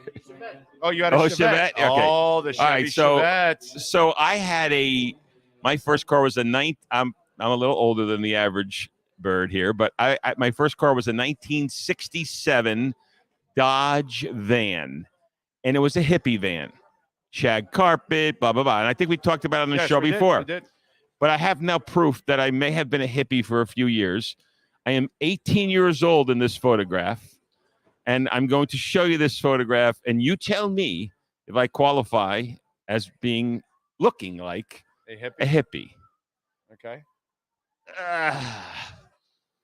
That is how I'm 18 years old. I'm outside my freshman dorm. My freshman dorm. Definitely. Here's Carlos Santana jamming at Woodstock. Steve Calabro, okay. 18-year-old version. But the mustache still exists. Okay. The mustache still exists. I don't know if you can see it. I don't know if you can It's a little lighter. It's much better. It's more. You can't buy shirts like that anymore. No. Yeah, you have to be the hippie era to buy that shirt. Oh, that's definitely. I don't know where the puka beads were, but they were somewhere maybe on my dorm. Yeah, you definitely need a bandana. Yeah. And whenever you have a chance, go watch Woodstock and go watch Young Santana. I'm telling you. That was him. That was him there. So that's it, Young Santana. Yeah, so I wasn't really a speed car guy then. I was more of a hippie guy, and it was fun. It was kind of cool. Shag carpeting. Come on. Yeah. It doesn't get much better. But now it's 2024. We have sports betting. We have a no regret bet. We got an electric car we're giving away. I guess it is pretty cool, right? It is pretty cool now. And what else you got going on? Listen, you poker. Got a calendar. Listen to this, poker. So March 9th, that's next Saturday. Think about this. $5,000 high hand, $5,000 an hour, $5,000 per hour from 12 p.m. to 8 p.m. Pretty nice. Poker room's packed right now, man. We're rocking right now. It's rocking right now. We also have the same promo 2 weeks later. So 2nd and 4th, there's 5 Saturdays in March. And take the time to go downstairs, play a little slots, because that way you can get a couple entries into. You can get your entries right downstairs on the slot floor. Come upstairs and win some money in the poker. Win a high hand. It's $5,000 an hour, which is basically. Pull out your phone, make a bet on the Heat or Panthers that night or something, right? That's it. Make a bet, watch the game, right? Watch Inter Miami, bet on Inter Miami, right? You can do that. The season has started. That's right. The $5,000 an hour is $1,250 every 15 minutes. $1,250 every 15 minutes. That's pretty good. Pretty strong. That's a lot. That's about as high as I've ever heard, at least in this region. That is very good. Probably in the country. It might be one of the highest in the country. So. It's all exciting. I want to digress, though. I need your advice or your opinion. Okay. I'm trying. No Kaseki. Well, his career. Buy Bitcoin. Yes. Oh, I've missed that. Well, you keep missing. I know, but it would be hard. You don't believe me that it's going to 200,000 now. No, I believe it's going to 100. But when it goes to 200 now, I know. But when it goes to 100, I'm going to be pissed that I didn't buy it at 20 and I only bought it at 60. Or whatever, 60. But wait a minute. So if you buy it at 60 and it goes to 100, you're complaining? I'll be bummed. And then it goes to 150 or complete BlackRock. Let me just explain something to you. You know what BlackRock is, right? They manage $9 trillion. Yeah, it's a small little company. Yeah. Do you know they're firing off an ETF of Bitcoin in Brazil tomorrow? Really? Wow. Do you know that the Asian countries are about to fire off their own ETFs? Wow. And when is Europe going to get on board? And wait till the Arab nations start to the greed steps I just in. wish I would have bought it when it's like 20,000. I wish. I have a mental block. I have a mental block. So you can't buy it at 60, so it goes to 100 or 160? I know. So Wells Fargo and now Merrill Lynch are offering Bitcoin ETFs to their wealthy clients. Okay? All right? Bitcoin, well, I'm not wealthy, so I don't qualify. But the beauty of Bitcoin I am a Wells Fargo customer, but I don't qualify. The beauty of Bitcoin is you don't need them. You can go buy it yourself and self-custody yourself, and instead of having these idiots hold it for you, because then you really don't own it. Bitcoin today passed Meta, Facebook, as the 9th largest corporation in the world. Wow. Bitcoin, it's 60 what? 60 what? 62 right now. Bitcoin right now, with its latest push, has now passed the Russian ruble as the 14th largest currency in the world. Unbelievable. Okay, do you want me to just keep? No, I'm not disputing you. I'm just spitting facts. I'm not disputing it. It's just a mental block. It's going to go to 1 million eventually. You well, understand 10 that? years from now, maybe 5, 10 years. Maybe 5. 5, Maybe 10 years 5. from now, yeah. I don't even think 10. I really don't. The demand is going to go. There's a finite amount. No, There's I get only it. 900 produced daily, and in 50 days, the halving happens, and then it becomes 450. Do you know how much Bitcoin? Wait, what happens in 50 days? The halving happens. Every 4 years, half gets cut and produced. So instead of 900 produced daily now, it goes to 450. 4 years from now, When does that occur? In about 50 days.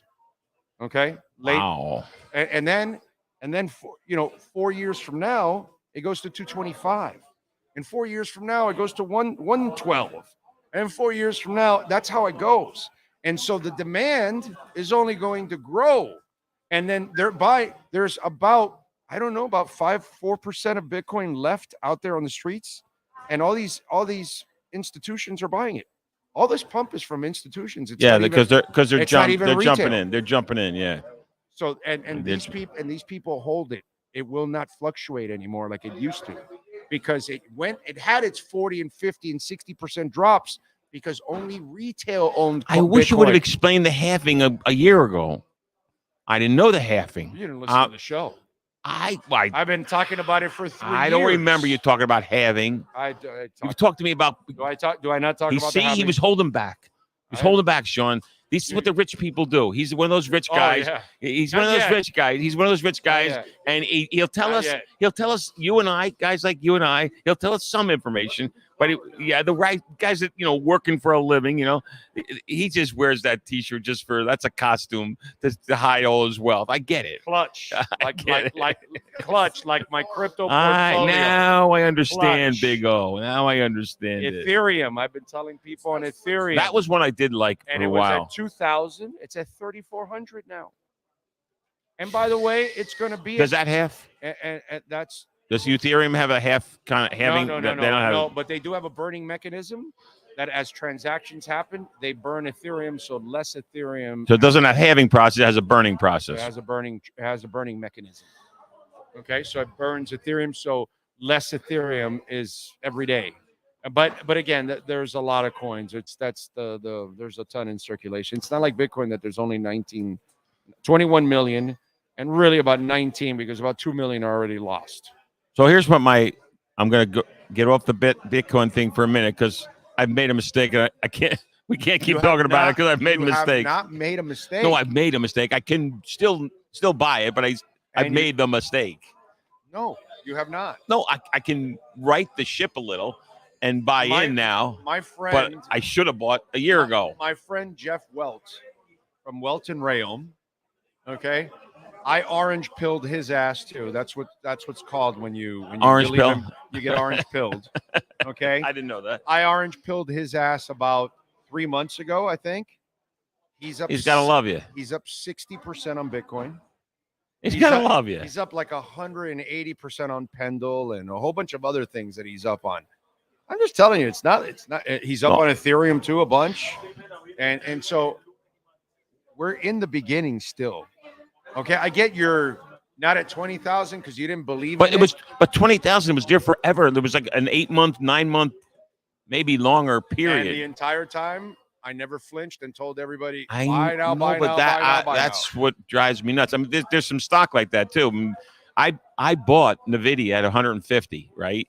And then I was buying I was going to buy a second or third junk, and I did not buy it because everybody told me no, Nvidia is already at, it's like 800 now. Yeah, made it run. All right. You know what I mean? Give me a break. I mean, give me a break. There was two or three people just freaking out at me saying, "Don't buy anymore. Don't buy anymore." If you study, you understand that Nvidia is the centerpiece for all of AI and the chips. Yeah, but there's some stuff about Nvidia that doesn't make sense to me. But it did go to 800, so it is what it is. But everybody's getting their chips from them.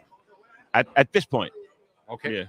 Yeah. Well, then things will change in a couple of years, but as Kenny Rogers says, you got to know when to hold them and when to fold them. yeah, right? yeah, exactly. So And we're here now. This is now. This is now. Yeah, so you're so- there already. You know what I'm saying? But the difference is that Bitcoin is a commodity that is limited. But I can tell you something. In defense of Nvidia, in a can get bad split. defense, because it would have been better with Bitcoin. It would have been way better with Nvidia. I went like big time, like a big chunk of my life savings, all in on Microsoft. I was like this Microsoft lover. I still am a Microsoft lover because it was a little more tangible for me to see.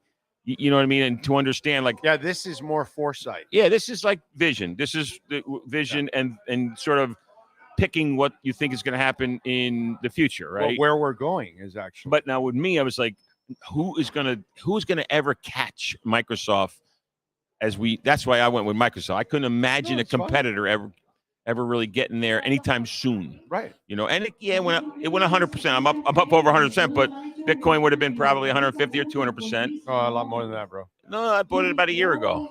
You would have bought it. Oh, 200%. It would have been 300%. Bitcoin right now in the last Would have year, tripled. It would triple. And in the last calendar year, it's up 170%. Yeah, so it tripled. Yeah. Yeah, so it would have tripled. Microsoft doubled, right?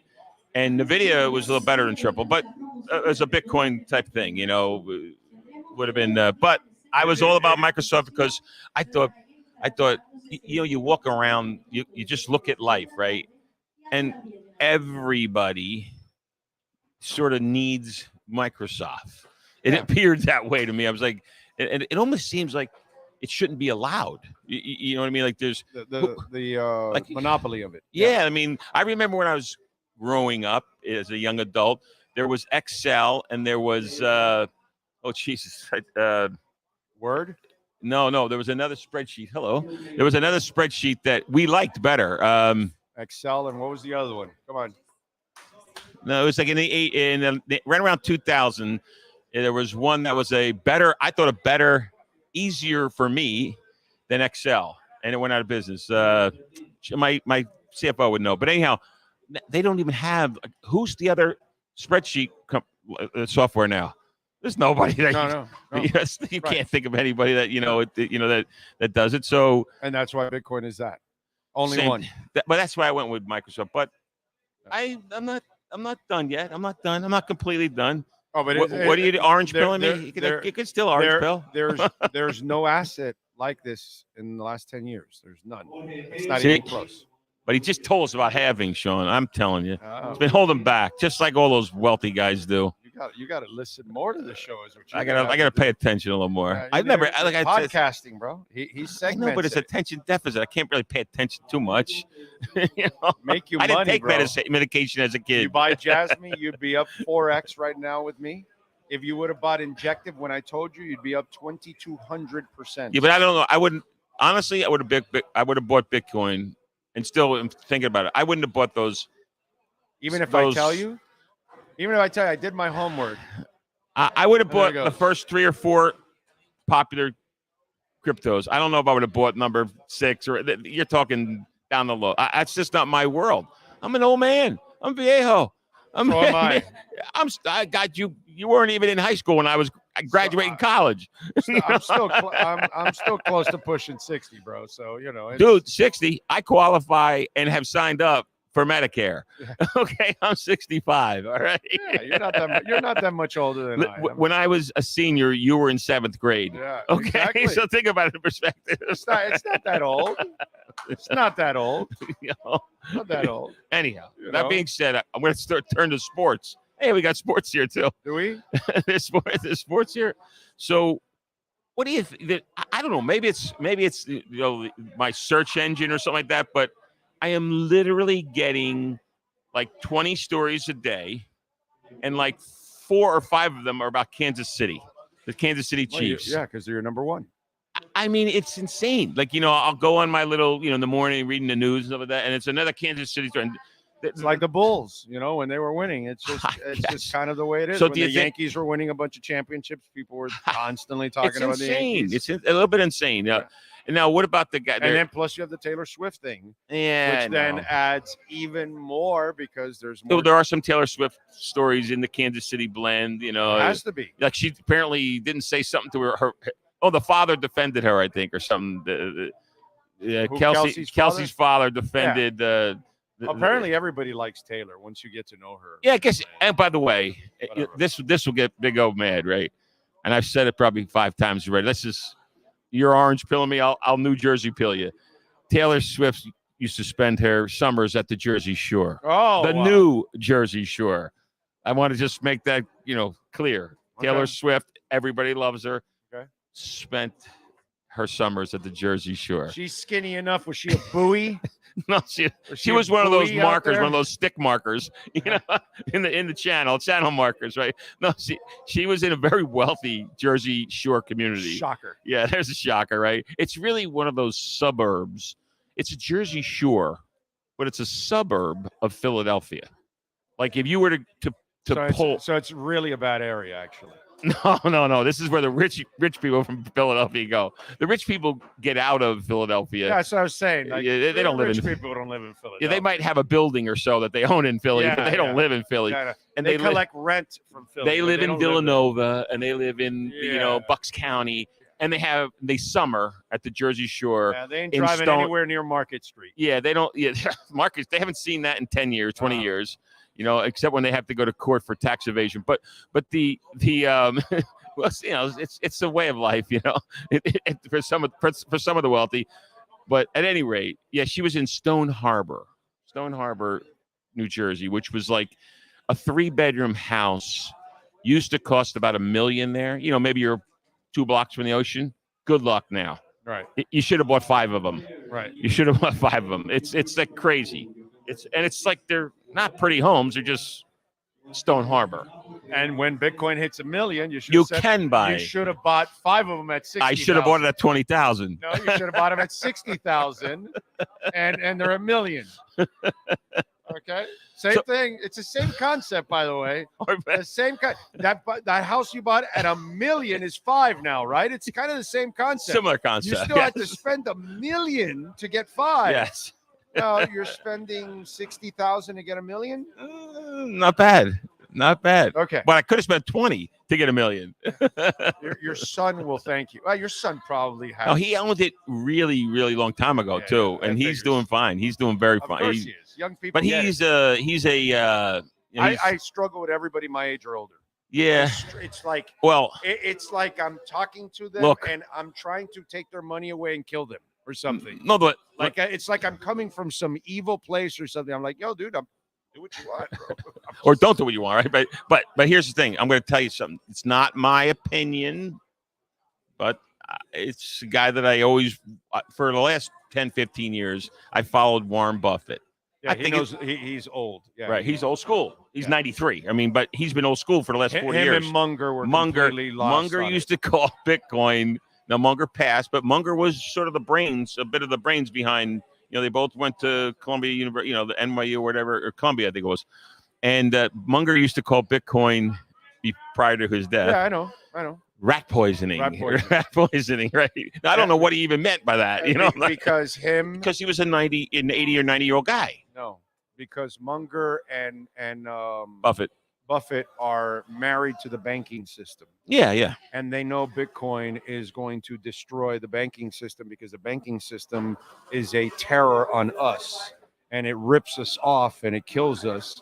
And it's never been positive. Sean, he hasn't told us this. And another tidbit. I hate the bank banking system. All the banking Why haven't you told me this before? You love all the banking fees. I hate them. But it's the first time you're telling me this. When you wire internationally, it goes through three banks. No, I hate and they the all banks. get a piece of that. Well, then that's why Bitcoin is completely. And but so, this is the first time you're telling me that it's going to kill the banking system. I'm sorry if you're listening to Charlie Munger. And then the other. I think we're finding out today that Can I explain something to you? Why Buffett is also a little bit overrated nowadays? Oh yeah, he's past his time. He's past his time way big back. Big time. Okay, besides Bitcoin, what did he used to shit on before?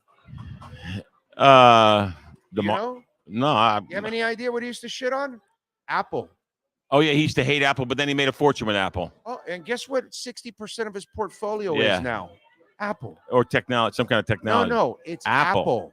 60% of Berkshire is Apple, and Berkshire just became like the 7th largest, capex in the country. The old geezer has so tied to banks. Just like Warren, not Warren, Elizabeth Warren, yes. That crazy maniac. She's nuts. She makes $200,260. She's worth like 67 million. Oh no, 267 million. Yeah. Okay. And she's a liar too. And guess who funds all of her campaigins? J.P. Morgan, the Chase, banks. all and the all banks. she does is speak shit on Bitcoin. Yeah, verbally. No, she crypto and Bitcoin. But she also verbally will go after the bank sometimes. That's all probably a show. That's a show. That's a bullshit political show. Yeah. Because when she has Gary Gensler on and she's part of the whole committee, she lobs these softballs. Because I watch all of this, bro. Listen, I can't invest in this without knowing what Democrats and Republicans are doing. So I have to follow all this crap to understand. And so I know what the hell I have to do as an investor. And so I know all the ulterior motives of all these people already as it is, because I've been looking at it for a while now. And that's my problem with some of these people. They give their opinions because it's all based on their personal interests. Yeah. And then they mislead the public. And now everybody that's in the financial world, powerful, the smartest people in the world, what are they doing now? They're gobbling up Bitcoin like it's they're jumping in, yeah. After Larry Fink, all he did was shit on Bitcoin for years because this is how it goes. First, they laugh at you, then they fight you, and then they join you. That's how it always is. Okay? It doesn't matter what it is. Oh, the internet, that is garbage. Nobody will ever use the internet. Go on YouTube and go find people making fun of credit cards back in the early 70s. There are videos. Oh, this plastic, this will never work. It's all the same shit that happens throughout our entire Well, it's human lives. nature. Human nature. It's human nature. When you introduce something new that is so just off the beaten path, you mean a plastic credit card? I'm going to be able to use this instead of my cash? Well, you mean I'm going to have digital gold, not real gold? You mean you're going to fly? Only birds fly. You mean you're going to make a passenger plane? No way I'm getting on that. I mean, everything in life is the same process. And once they shot Bell South had the cell phone.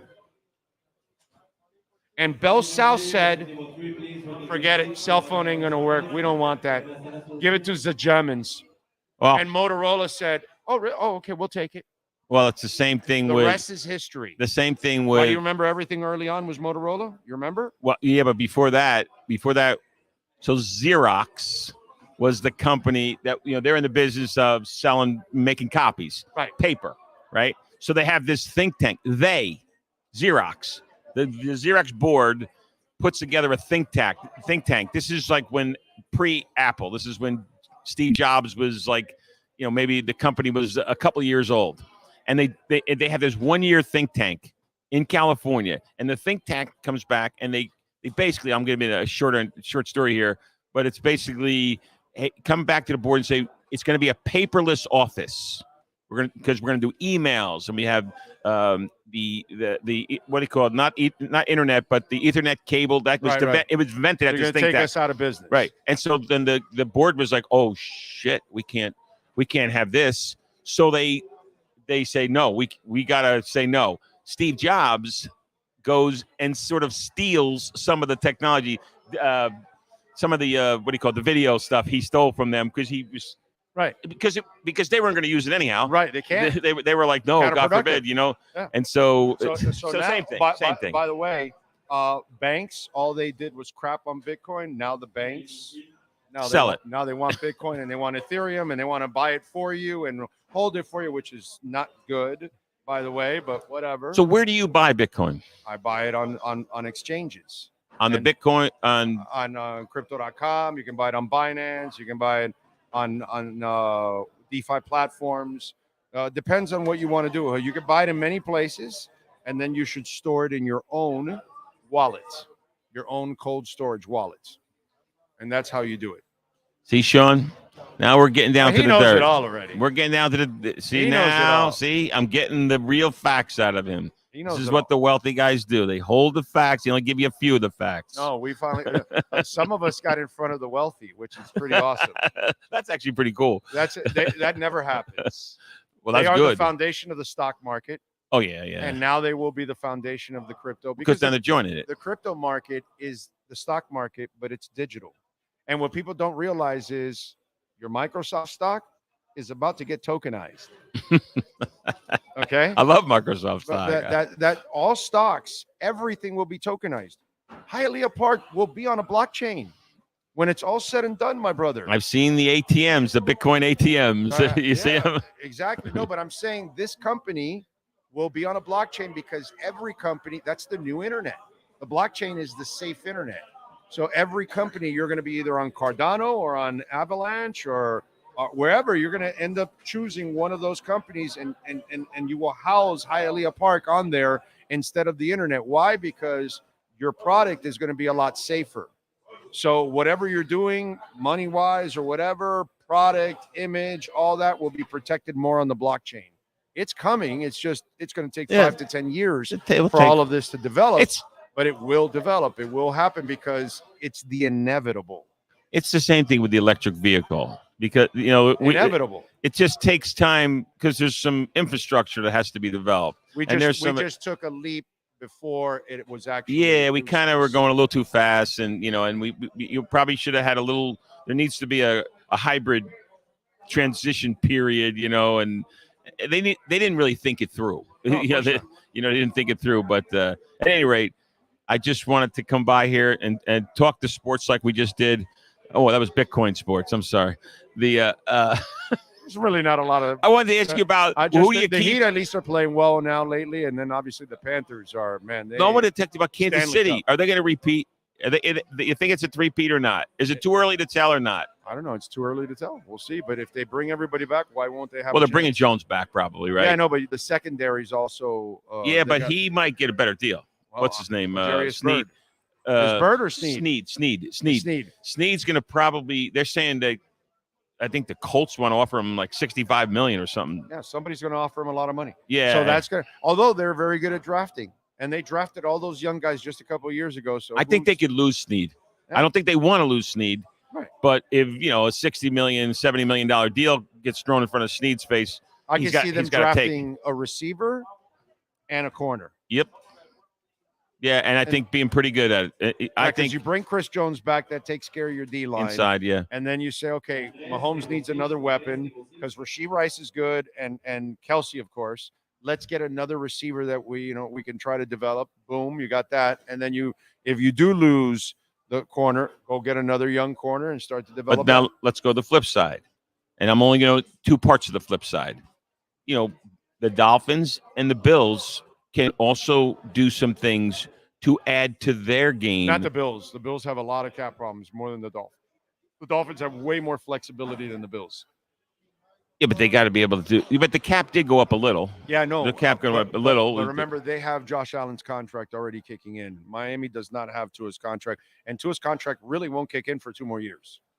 Oh, so they got a better situation, yeah. Yeah, that's what I'm saying. But they're going to be trying to. It's those are the 2 roadblocks that Kansas City's. I mean, I'm not saying Baltimore has the same problem. Lamar Jackson's number kicks in, and it's crazy, and so they're going to have problems too, keeping everybody.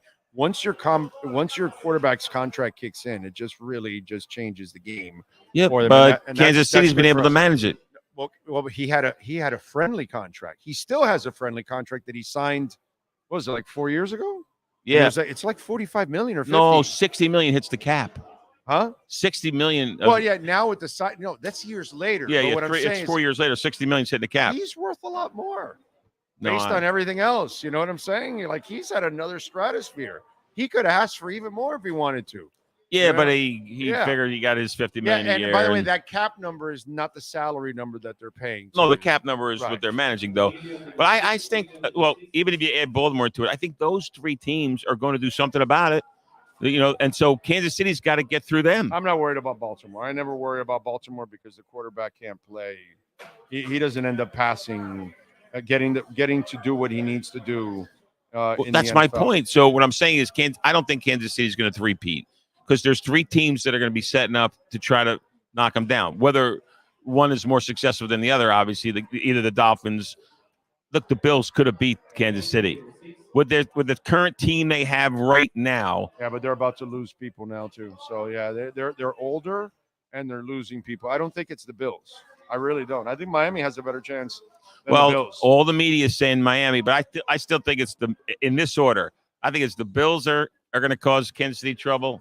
I think the Dolphins are going to potentially cause trouble. The second team to cause them trouble, and then maybe Baltimore. Listen to this: 58.6 is his cap hit, 60.8 the following year in 25, 63.2, and then 59.4. That's his next 4 years. 60.8. 58.6. That already happened though. No. Oh, it's 24. 24. Then next year in 25, 61. 60.8, right? And then the following year in 26 is 63.2. And then in 27, it goes down to 59.4. So Yeah. it just becomes and the cap will go And the up cap's going up every year. every year. So it won't be, it's manageable for them the way they have it structured. I thought they were. Because they got him early. Dude, his cap hits, well, his first year was 5.3, then 7.4, then 35.7. Last year was 37.1. Yes. That's why you can afford everybody. Because they gave him the signing bonus, and now the signing bonus is kicking in because they backloaded it. Yeah. So, but the cap went up 30 million. Now they have the advantage of the cap going up. Yeah, and then the cap went up an extra 12 that people projected from. The Lamar Hunt the Hunt family's pretty smart. Right, They're exactly. pretty smart. That's what I'm saying. So they can work it out that way, where they've already been winning championships with their quarterback inside the cap already as it is.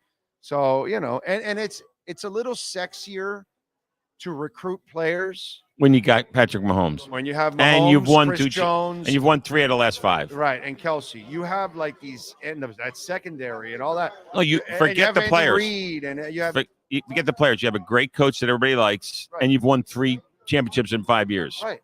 So, So that tells you, like, yeah, maybe I'll take 500,000 less, or overall in this deal. this way I'll get a Super Bowl I'll ring. take 20 instead of 25, but I'll have a chance at a Super Bowl because I'm playing with Pat Mahomes. Yeah, what the heck? I'm already worth $50 million, and I'm going to make a $20 or $23 million contract. Doesn't matter, Right. Let me Let me win the Super Super Bowl exactly at that point. But and that's where I think they've crossed.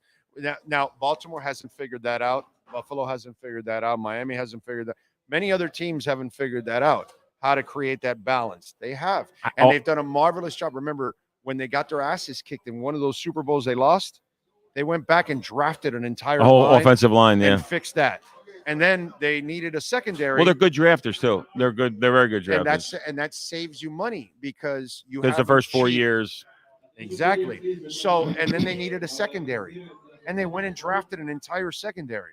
So now they may need a corner. They may need They need receivers. They need receivers. They're definitely going to get a receiver, but they're also going to need a corner if they lose this guy. So then all of a sudden, those are the 2 most important outside of quarterback and pass rusher and left tackle. Shutdown corners and number one wide receivers are needed in the NFL because that's what it is. So you're so good at drafting, go try to do it again. And if you do it, you get him cheap again for 4 more years.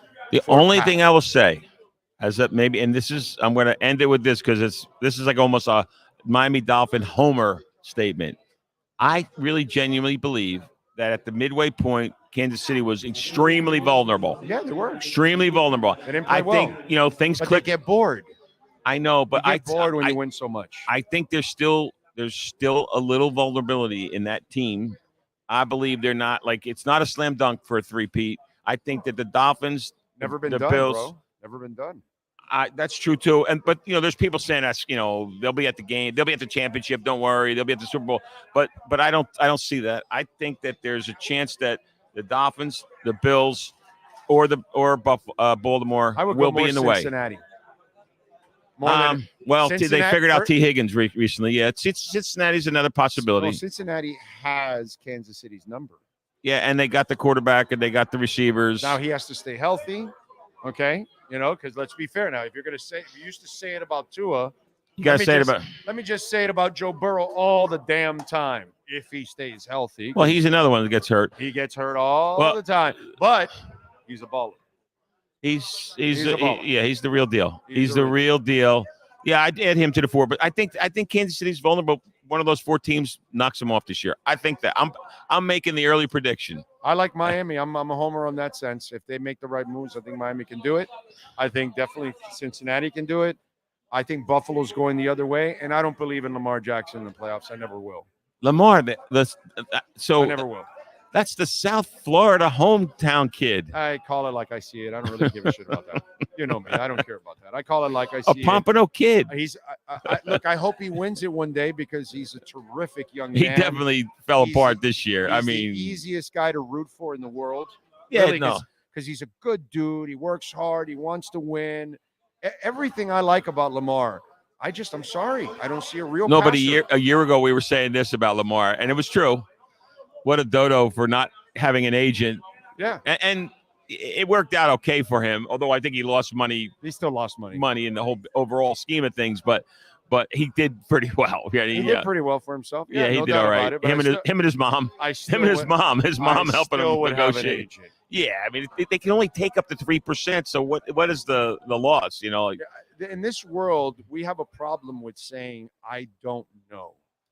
Yeah, and there's a real problem with that. My wife gets pissed at me all the damn time. No, that never happens. She'll ask me about this, and I'll go, I don't know about this. You're asking me about paint. You're asking me about cooking. He's trying to get out of painting. I could give you the example right there. I could tell he's trying to get out of painting the room. No, this woman's asking about how mixing a paint. Like she can do it, I can't. Okay, go to the store. The guy does it. He mixes it up. She can do it herself. I can't do it. Anyways, it doesn't matter. Fixing a carburetor, the woman will fix it. I can't. Okay, but she'll ask me about all kinds of things. I have no problem saying I don't know about this. So basically, and in this world, we have a problem. We have to then have a comment about something and have an opinion when it's baseless. Well, I'm going to end it even. Now I'm going to have a new ending to the show here today. So basically, your time spent in New Jersey had a profound effect on you because in New Jersey, we got a guy for everything. You got a carburetor guy. You got a paint mixer guy, right? So I'm the guy that needs didn't even know how much New Jersey, that time spending in Passaic, affected your I'm the guy future that life. That. I'm the guy that you needs got that a guy for everything, and everybody in Jersey has a guy. Yeah. Well, I am absolutely. You have a woman for everything. Yeah. I have the all woman right here. Everything. I mean, it's like I'm going with a Jersey guy. I'm the guy that needs the person to fix everything because I don't know how to fix anything. That's exactly what everybody in Jersey says. I got a guy. Don't worry. You need tile? I got a tile guy. Yeah. You got a plumber? I got a plumbing guy. Right. I mean, that's me. Profound. This is like a whole. We're doing a study on Big O today. I got a casino guy. Exactly. On that note.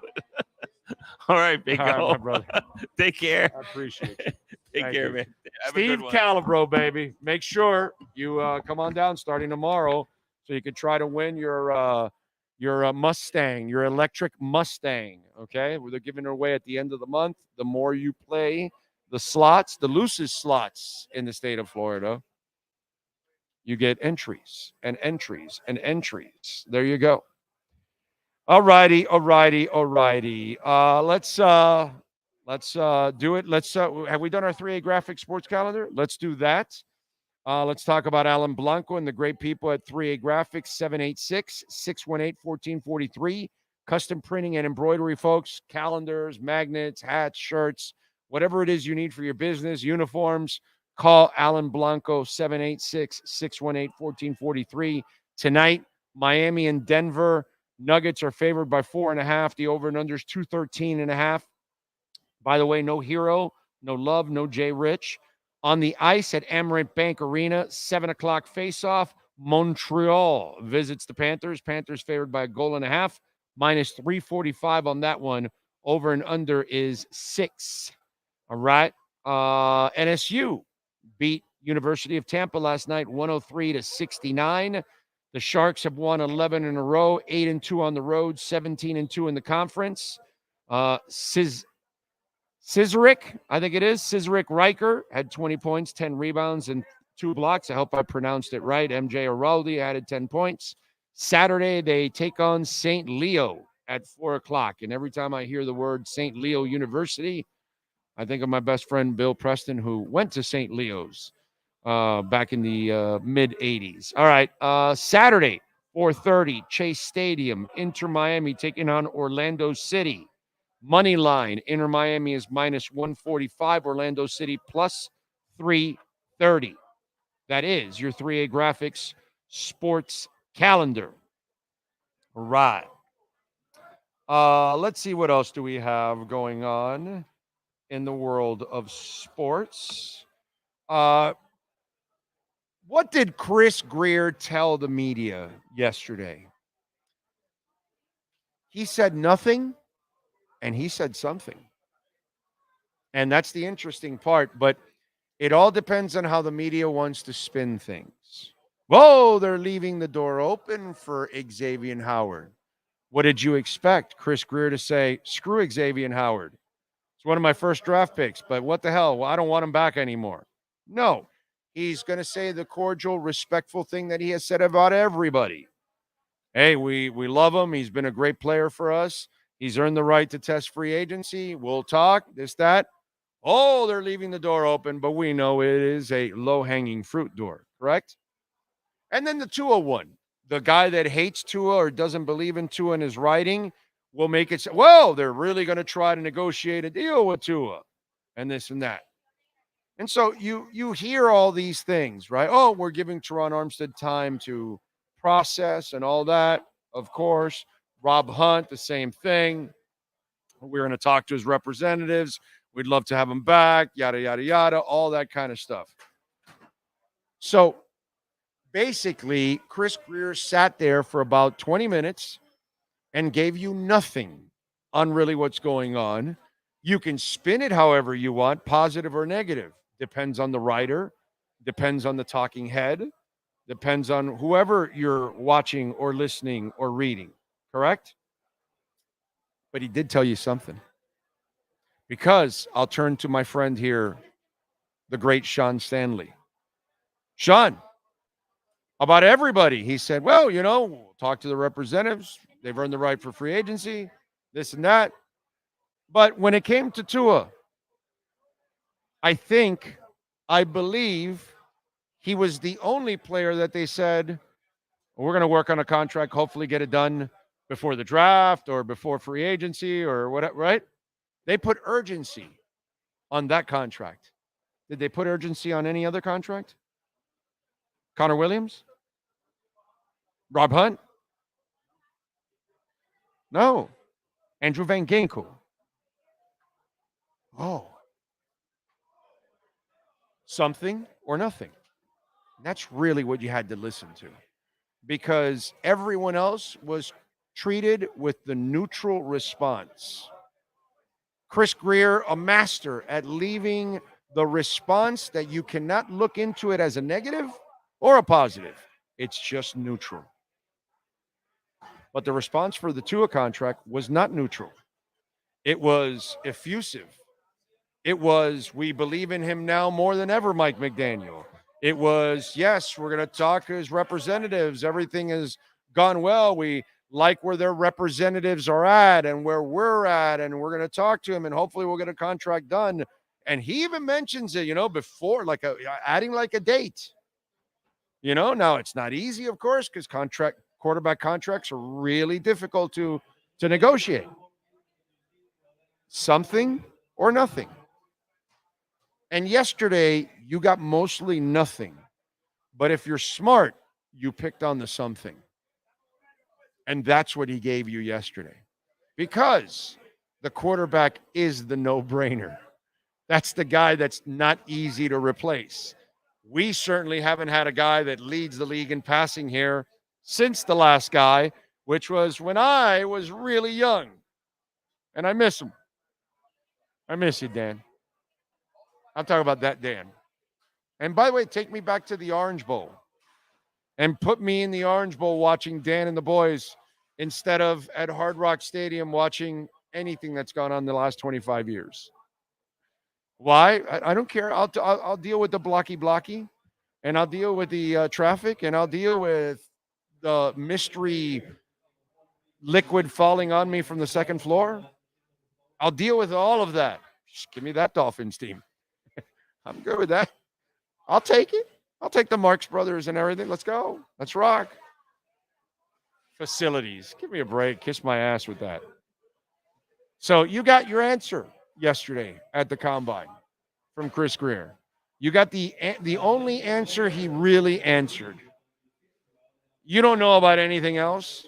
Will they try to negotiate for Rob Hunt? Of course they will. And Connor Williams and Andrew Van Ginkel and Liam Eichenberg. And they're going to want to lock a bunch of these guys up. Of course. But they're not going to make it absolute. He's not going to sit there like he did with Tua. And he made it absolute. Mike McDaniel made it absolute. In fact, it's the only player where the discussions with the media were absolute. Tua Tagovailoa. Nothing else was absolute. Not even Teron Armstead was absolute. Even though I think there's 14 million reasons why he's coming back. But yesterday, that's the message that was sent by Chris Grier. If you read it any other way, you have an agenda. And you are just sensationalizing things, and you just need clicks, and you just need to get people to watch you, to read you, to watch, listen to you, whatever it is that you do in this business. Okay? You got your absolute. It was with one player. There was no absolute with anybody else.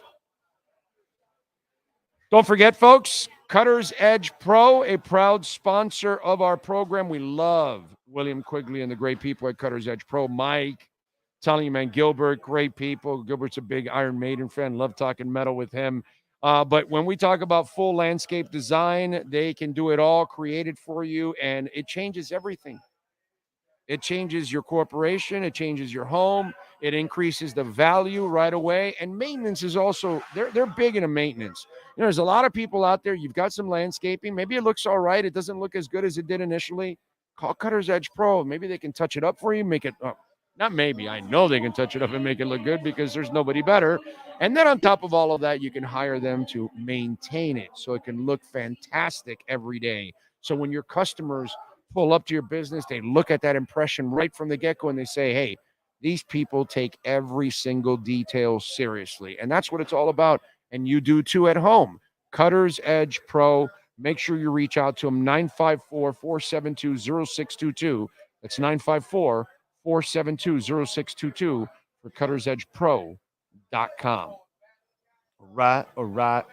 And I love the artificial turf. If you have dogs, nothing better than that artificial turf. Okay. Let's see. What else do you have? Let's be honest. If KC sucked, no one would care about the stadium or going there to see a game. Exactly. You're right. But that's part of it, is the atmosphere that they've created. Let's see. When you're winning Super Bowls all the time, no one will think about how the overall facility is. That's right. Jay says Orlando looks frozen to me. Really?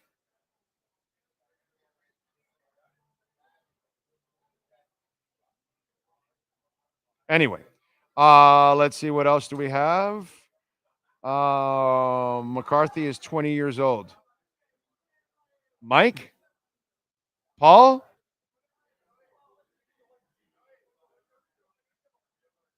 I would rather have a huge slide that goes into a giant case of Super Bowl trophies. Oh, man. Let's see. So if the Dolphins extend Tua this offseason, does the new contract start in 2 years? It'll kick in. Now, why do you guys think that I keep telling you that next year will be a little bit like I told you this year, there wasn't going to be any cap issues, no matter what anybody wrote or talked about. And I was 1,000% right. Everything is super manageable this year. Next year, it'll be a little harder, but doable. You'll be able to get by. It's 3 years from now. And why do I tell you that? Because that's when the big salaries for Tua, for Waddle, for Holland, all that will kick in. It becomes much more difficult. So your window, your really nice window, is the next 2 years. And then after that, it gets much harder. Much harder. You have to be exceptional at drafting every single year. And they've been pretty good at drafting. So that's good. Okay. Let's see. Big O, your screen is frozen. If we don't toughen up overall and win cold weather games, we will never win a Super Bowl. That's right. But what's it called? You gotta get home field advantage too. You know what I'm saying? That's also the key for the Miami Dolphins, is get some home field advantage.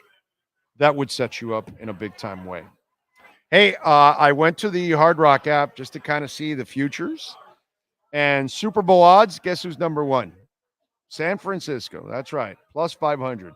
Kansas City is number two at plus 650. The Dolphins to win the Super Bowl, plus 2,000. Now, conference winner, Baltimore plus 450. And it's interesting because they're a hard regular season team to prepare for. Buffalo 525 plus 525. Cincinnati plus 650. Miami to win the conference plus 1,100. MVP, Pat Mahomes plus 500. Josh Allen plus 700. Joe Burrow plus 850. I would never bet that because I don't know if he can finish the season. Tua's all the way down to plus 2,250. I actually like those odds of Tua winning the MVP plus 250, plus 2,250. You put 100, you win 22,250. Yeah, I kind of like that. You know why? If they get the running game that I want, if they can get a Derrick Henry and really commit to the run and get that third option, that tight end, I just think sky's the limit for this offense. And Tua can put up the numbers and the stats and the games and the wins and win an MVP. I'm not telling you that he wins the Super Bowl, because of course he can win the Super Bowl if he plays like that too.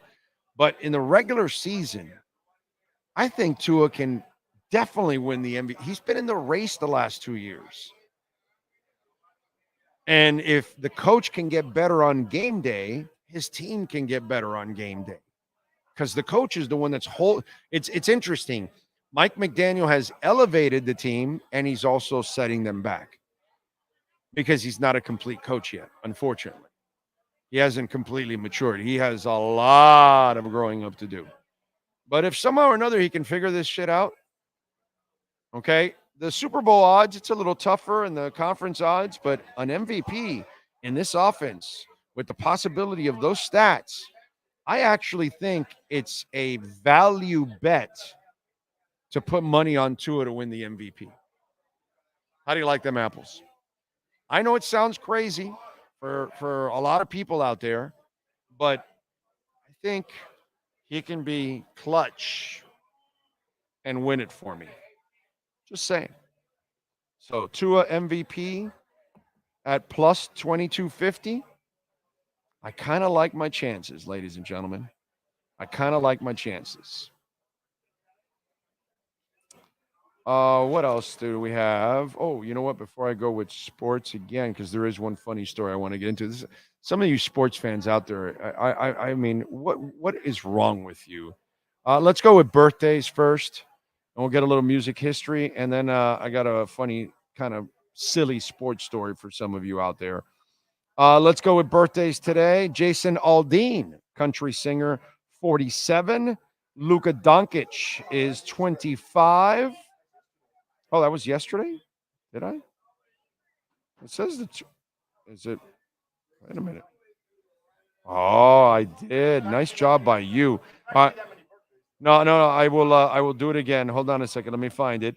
In 68, let's go with music history now. All right, let's go music history on February 29th, which is, that extra day. In 68, the Beatles. Sgt. Pepper's won Album of the Year, Best Cover, Best Engineer, and Recorded Album at the Grammys. In 84, Foster the People singer and multi-instrumentalist Mark Foster was born in San Jose, California. In 2000, Elton John stormed out of an opening of his new Broadway musical, Ada, after 15 minutes, complaining that his songs had been ruined. The Tonys disagreed since the play won the Best Musical Score that year. The cast recording also won Grammy for the Best Musical Show Album. Diva. That is Elton John. He is a diva, even if he's male. In 2012, Monkees member Davy Jones passed away at the age of 66 after suffering a heart attack at his home in Florida. And that, my friends, is what happened today in music history. Now let's go with birthdays, right? My bad. Let's see here. What do we have? Okay.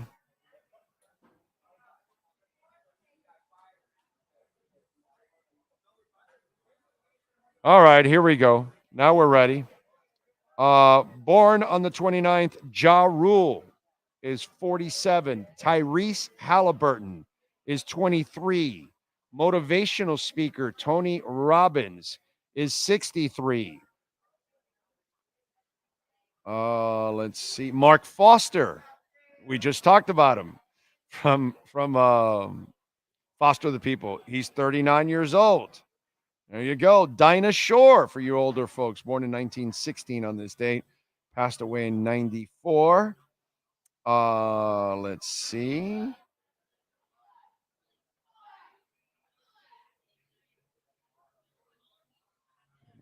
Who else? I guess the list got a little weak here down the stretch. The 29th happens what? Once every 4 years? Yes. So do you celebrate so today, like Ja Rule's 44, he celebrates 41, 42, 43, and 44 today? No, he probably celebrates it on the 1st. Did it? Okay. The following month. The following month? Okay. March 1st, probably. Right. Dennis Farina. Love Dennis Farina as an actor. Born in 44 on this day. We lost him in 2013. Rest in peace. Thank you for all the entertainment, Mr. Farina. Cam Ward, hockey player, 39. Eric Kendricks, football player, 31. Those are the folks celebrating birthdays today. Yeah, it kind of sucks when you're born on the 29th. Yeah, kind of sucks. Yeah, you're like, Mom, couldn't you keep your legs crossed for, a few more hours and wait? That way I can be born on a day that I can celebrate every day, every year, I mean. That would be nice. But what are you going to do, right? Nothing is perfect in life. So, couple stories that I want to get into. One, fans are reacting to Tom Brady accepting Gisele Bündchen's romance with jiu-jitsu instructor, right? So apparently Brady has reportedly accepted the fact that his wife, Gisele, has begun a new relationship with her jiu-jitsu instructor, Hakeem Valenti. And according to Page 6, unidentified sources have stated that Brady accepted that Bündchen and Valente began a romance a few years ago. According to sources, Brady believes that Bündchen, her relationship with Valente began years ago, despite her claim that it only started dating in June of 2023. Valente, who's a jiu-jitsu instructor, met Brady's family when he started teaching the sport to Bündchen's kids.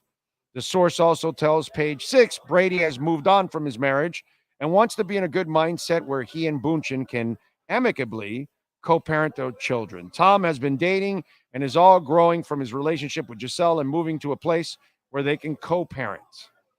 Now, fans on X, here's where this gets ridiculous. Some guy, Grate, what the F? This can't be happening. My GOAT led us to 6 Super Bowls while his wife was getting ran through. You don't deserve this, my king. Okay, this is the guy that also like got another woman impregnated and like was hauling ass. Like, you know, nobody's perfect, and don't start throwing spears at the woman or at the men because you're not behind closed doors. You have no idea what goes on. Okay? And Tom clearly picked football over his family.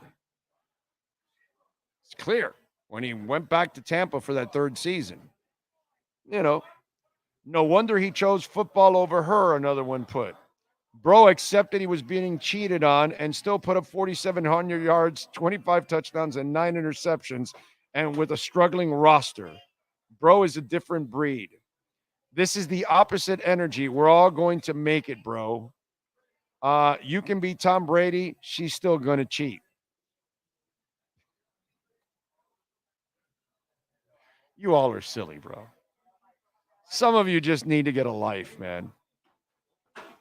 Seriously. Just need to get a life. Yes, sir. Did you see what he did yesterday? His video? What?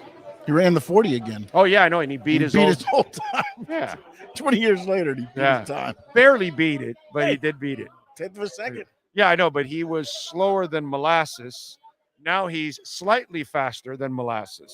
Yeah. Hey. So, you know, it's like better with age. He's a refined wine. It's like saying you averaged a D and you just got a C minus. You know, it's okay. Yeah, that's how I did it. My parents were proud as hell of me. Yeah, no, and I strive for C's myself, but I was purposely striving for C's.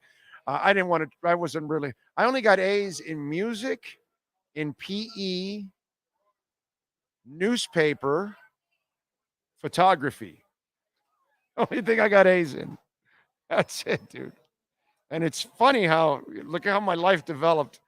Interesting that those were my interests, and that's the only thing I gave a shit about.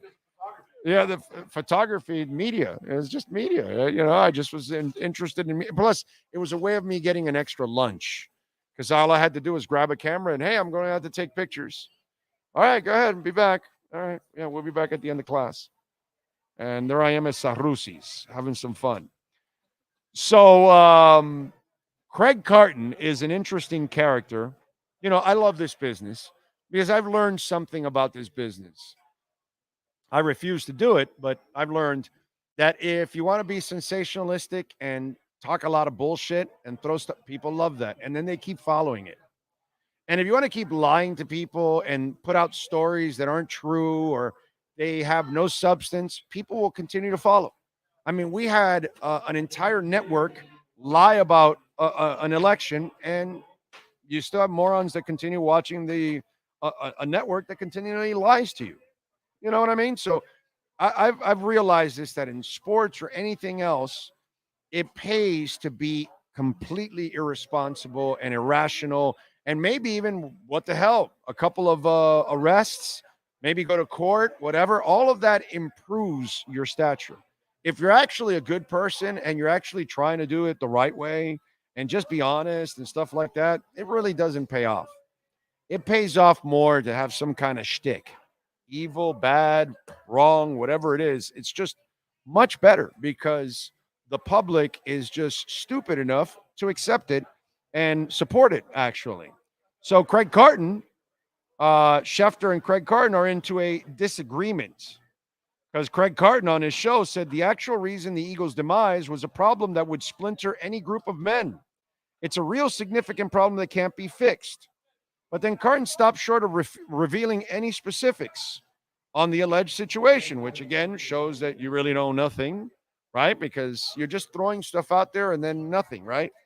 So Carton also mentioned that the team was trying to fix it and was interested in seeing whether a high-profile player would still be with the team next season. Schefter then questioned Carton's motives when discussing the Eagles report, downplaying his comments in theory. And by the way, I mentioned somebody at the organization yesterday and said, what is this? Schefter said during his 97.5 Fanatic appearance with John Kincaid, referring to Carton's remarks. The text back, the quote was, none of that shit ever happened. And that's what qualifies as a report. You can just say whatever you want, and it gets clicks, and people care about it. Look, I think people are looking for a reason that their season went south, and I just think they got blown out at home by the Niners. The season unraveled. They never got it back together. It was injuries. It was chemistry. It was confidence. It was momentum. It was all those things. And I'll trust Schefter on this one because he actually knows people. Greg Carton is a guy that with his track record, why would I trust him? But again, our society rewards this. You know what I'm saying? That's what you guys reward. You reward all this irresponsible crap that goes on constantly, dude. And we have to always talk about it too. It's Mike Tannenbaum. He has no insight whatsoever. He barely even knows what he's talking about. And they put him on ESPN because he's going to say wacky and stupid shit. And that's what you have on ESPN. People that are arguing and saying wacky and stupid shit just to get under your craw. Most of them either don't believe what they're saying or they're just actually stupid and believe what they're saying, i.e. Mike Tannenbaum. And you reward it because there's Chris Grier yesterday and there's a moron. Now, I did listen to the press conference. He referenced Mike Tannenbaum to kind of clear his way out of it. But to me, it's a stupid question. And giving Mike Tannenbaum any kind of attention is the worst thing that you can do. But this is what we do. Because you can't come up with your own kind of conversations, stuff that is of substance. Let me invent something that makes no sense whatsoever. Trading Waddle. There's no talk about that. Nothing whatsoever. Just some unemployed former GM throwing crap to stick to the window. This is what we reward, this kind of garbage on radio, on television, on podcasts, constantly. And just ask yourself, does this person ever really break any stories? Why am I listening to this person? And if you're just listening because they piss you off, wow, dude, get a life, man. What you got, Sean? NFL on Fox teamed up with Colin Cowherd.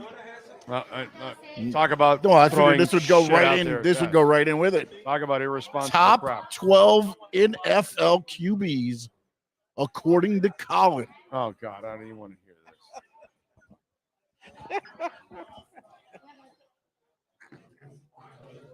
I don't even want to give this guy a time of day, bro. All right, go ahead, bro.